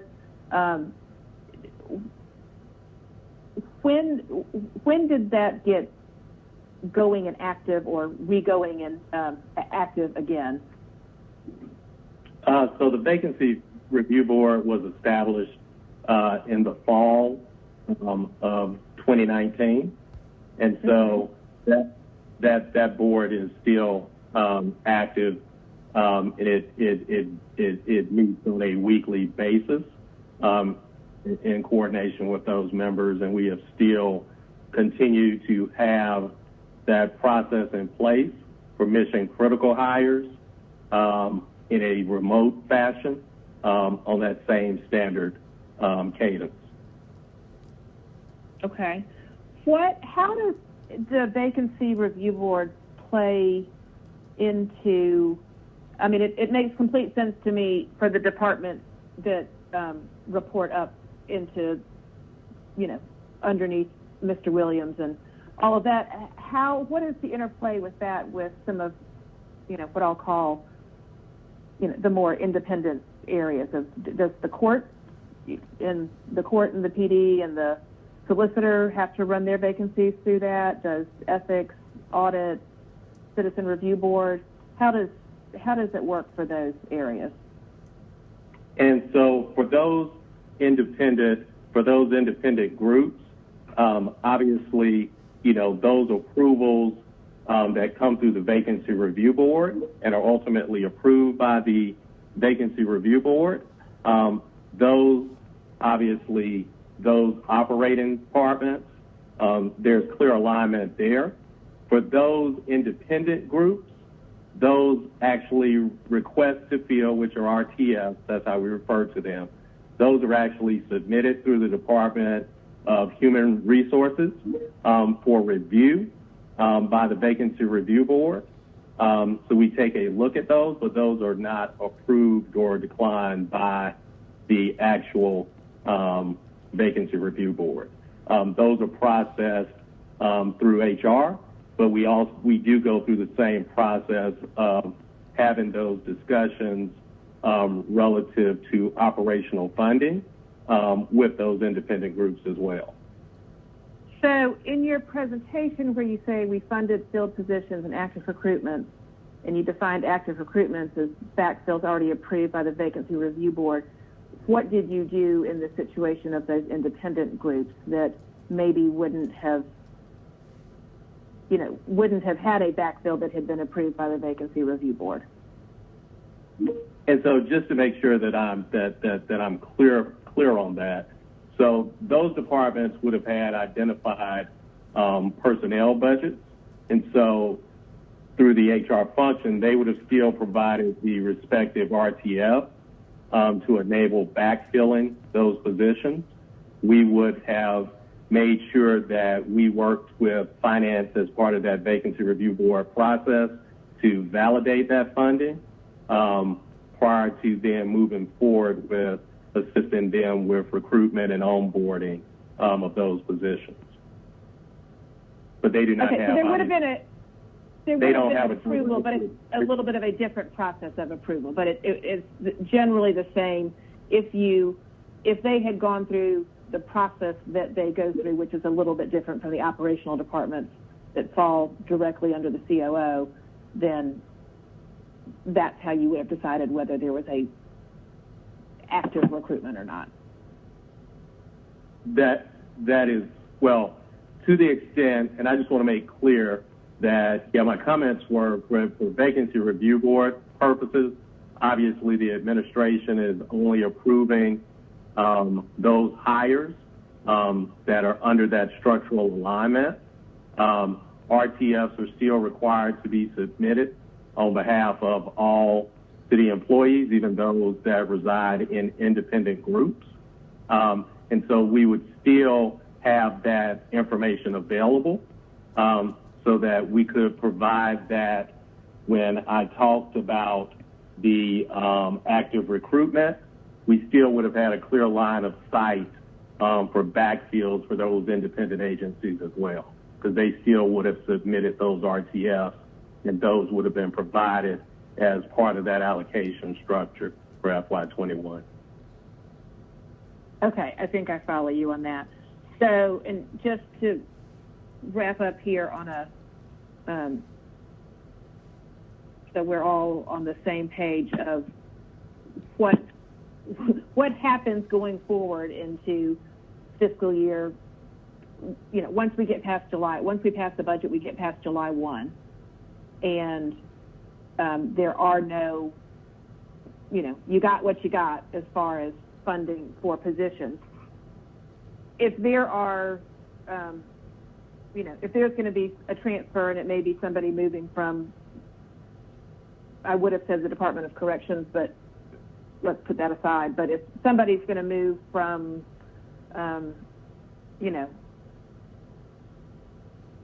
parks to DOT, there's not going to be a new position there. They would need to take their funding with them, and we would have to, we're going to be having to do personnel papers throughout the year as people move, because they're going to have to take their funding with them. Well, so what we do anticipate is, and it will be interesting to see how FY21 appears from a attrition standpoint. But as you would imagine, there tends to be constant attrition, and even in the sense of, while some of that in the past may have been attributed to folks exploring other opportunities, there also is natural attrition relative to retirement and things of that nature. And so the expectation would be that whether it be a transfer or whether it be a mission critical onboarding, that those positions would still be funded, and departments would be able to move forward because they still would have that operational funding that was provided for those respective positions. And so we would anticipate that you have those funds where we have already provided funding for those positions, that we could definitely have that. And so we align personnel to the budget through the personnel paper, and clearly the departments are going to move forward with those approved budgets and those approved positions. And once again, we're confident that, as with other fiscal years, that natural attrition will allow department heads to be able to backfill those critical positions, and that they will still have to come through and leverage the vacancy review board process, because that will be the ultimate control to ensure that we stay in alignment with the adopted FY21 budget. Okay, so I think what you're saying is if somebody retires, if somebody, voluntarily leaves their position, moves to another city, whatever, that position is going to remain, and we could hire somebody new for that. Somebody who already works within the city could move over and take that position. And so there is some capacity to be hiring new people throughout the next fiscal year. But once you exceed, but the seats that are funded are the seats that are funded. And so if you're going to be adding a new seat, then that is going to have to basically have some legislation that allows we're going to have, there aren't going to be any empty positions. We're going to have to create a position or transfer a position in order to do that. If it's not just backfilling. To your question, the answer is yes. And so that is one reason for the establishment of the Vacancy Review Board.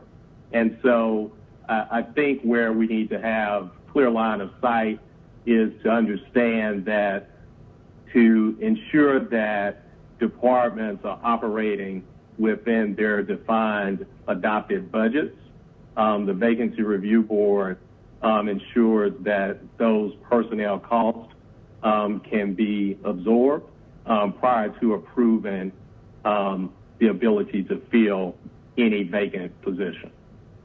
Okay. All right. Thank you, Mr. Norman. I'm sure we will have more questions when we get the substitute, so we will be on the lookout for that early, hopefully Monday. So, any other questions while we have Mr. Williams or Mr. Norman here on the personnel paper or other budget papers? I do want to, while we're on this, before we move on to our very last item, I did have one question back that I think I know the answer to, but I want to ask Mr. Counsel if he will clarify this for me. The budget amendments that we did was the departmental papers that were brought forward at the budget hearing. But there also was an amendment on there related to the revenue side, correct? And can you That's exactly right. tell us what that was? Okay. Yeah. So the revenue side was the increase in our projected revenues from 619 to 639. With the difference being the use of the fund balance to be able to balance us back to the 673. Okay, and I think that there was some discussion about this at community development, but can you just quickly, so the public can hear and the rest of the committee, why you all were comfortable making that change? Yes, I can. So when we presented the initial anticipations or the initial revenues for fiscal year 21, after employing Deloitte to help us to create our model, one of the challenges that we had was that we actually had limited data at the time. We were actually looking at basically March data during that time. As we prepared to present the fiscal year 21 proposed budget at the time on the April 20th council meeting, where we were going to be just not looking at the projected revenues for the year, but also as that pertained to our ability to actually afford affordable housing as well. But out of that, was a commitment from us that once we got more actual data in, that we would go back and revisit those projections. And so we've had an opportunity to take a look at the month of April's actuals and the month of May's actuals. And so what we've been able to see from that, which I think is basically based on the fact that businesses actually started to open up a whole lot sooner than what we had projected, in our model. That gave us enough of an insight with those revenues to be able to project a higher anticipation for FY 21. But what we've also seen, is the opportunity for us to reduce the anticipated deficit that we saw for FY 20. And so that was the driving forces for us. But I would say that the most, another critical part of this was that it is actually set in motion. And this is a conservative estimate for us on the revenues, because we still are quite sensitive to maybe a possible second wave. But I feel comfortable that the budget levels that we've set with the department will enable us to be able to sustain or withstand some of that second wave based on the initial revenues that we set out and how we've been able to adjust our budget. All right, thank you, Mr. Counsel. I just didn't want us to slide by and not say anything about that, because that was positive news on the revenue side, and it relieves a lot of concern that there was around the use of the East Side TAD and taking money out of that community. So I'm glad that we were able to get to the point that we got to on that, and thank you to the administration for your, for bringing us here. So I just want to make sure that that didn't slide by without me mentioning it and everybody being aware that that was another one of the amendments made to the budget. All right, so moving on from budget speak, we have one final item that came out of city utilities. That's item 35 at 20R 4051, a resolution by City Utilities Committee authorizing the mayor to enter into a special procurement agreement, SPS 1200233, public access cable channel operator with People TV Inc., on behalf of the mayor's Office of Communications for an initial term of 1 year with the option to renew for 2 additional one-year terms in an amount not to exceed $180,000 for the purpose of continuing the operation of Channel 24. All contracted work to be charged to and paid from the fund department organization and accounts listed herein and for other purposes. And this came out of city utilities favorable. Ms. Councilor Archibong, was it what was the vote in utilities?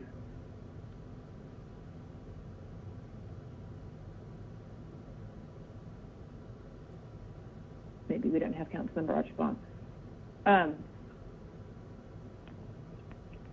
Madam Chair, it was favorable on condition at yesterday's City Utilities Committee meeting.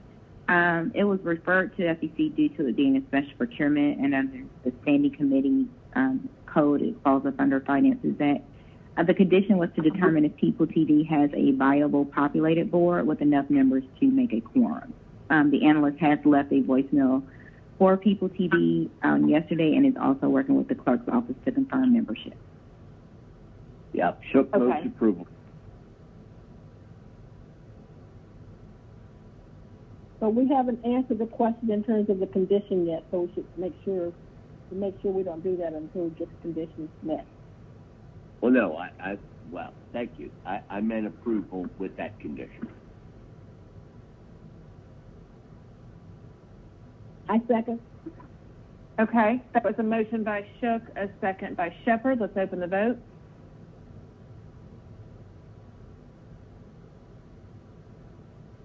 The vote is open.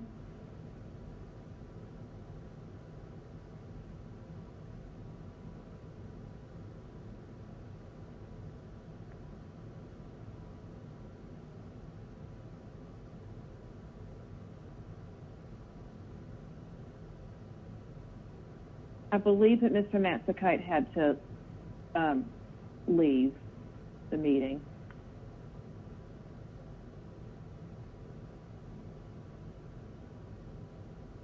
And Mrs. Archibong, I'm trying to vote.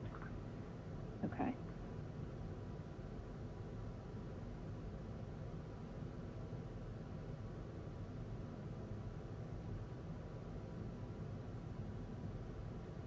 And I vote yes.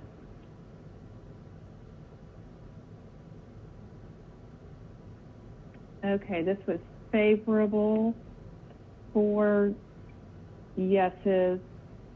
That was Westmoreland, Dickens, Shook, and Shepard, 0 no's, and I abstained. So this item is favorable upon condition, the same condition that was attached in City Utilities Committee. And that concludes our business. Be on the, so as far as the specially called meeting, it will be published and we will know for certain, but I believe that it will be the Budget Commission on Friday, June 19th at 10 a.m., and then a specially called meeting to adopt the fiscal year 21 budget at 11 a.m. So the revised schedule and public notices will be distributed upon the final confirmation from all parties. And I believe that we will have a additional public hearing next Tuesday, but I want to get the details of that nailed down. I believe it'll be Tuesday at 10 a.m., but just be on the lookout for more information about that. If there is nothing else, then I will make a motion to adjourn. Second. All right. Thank you, everybody.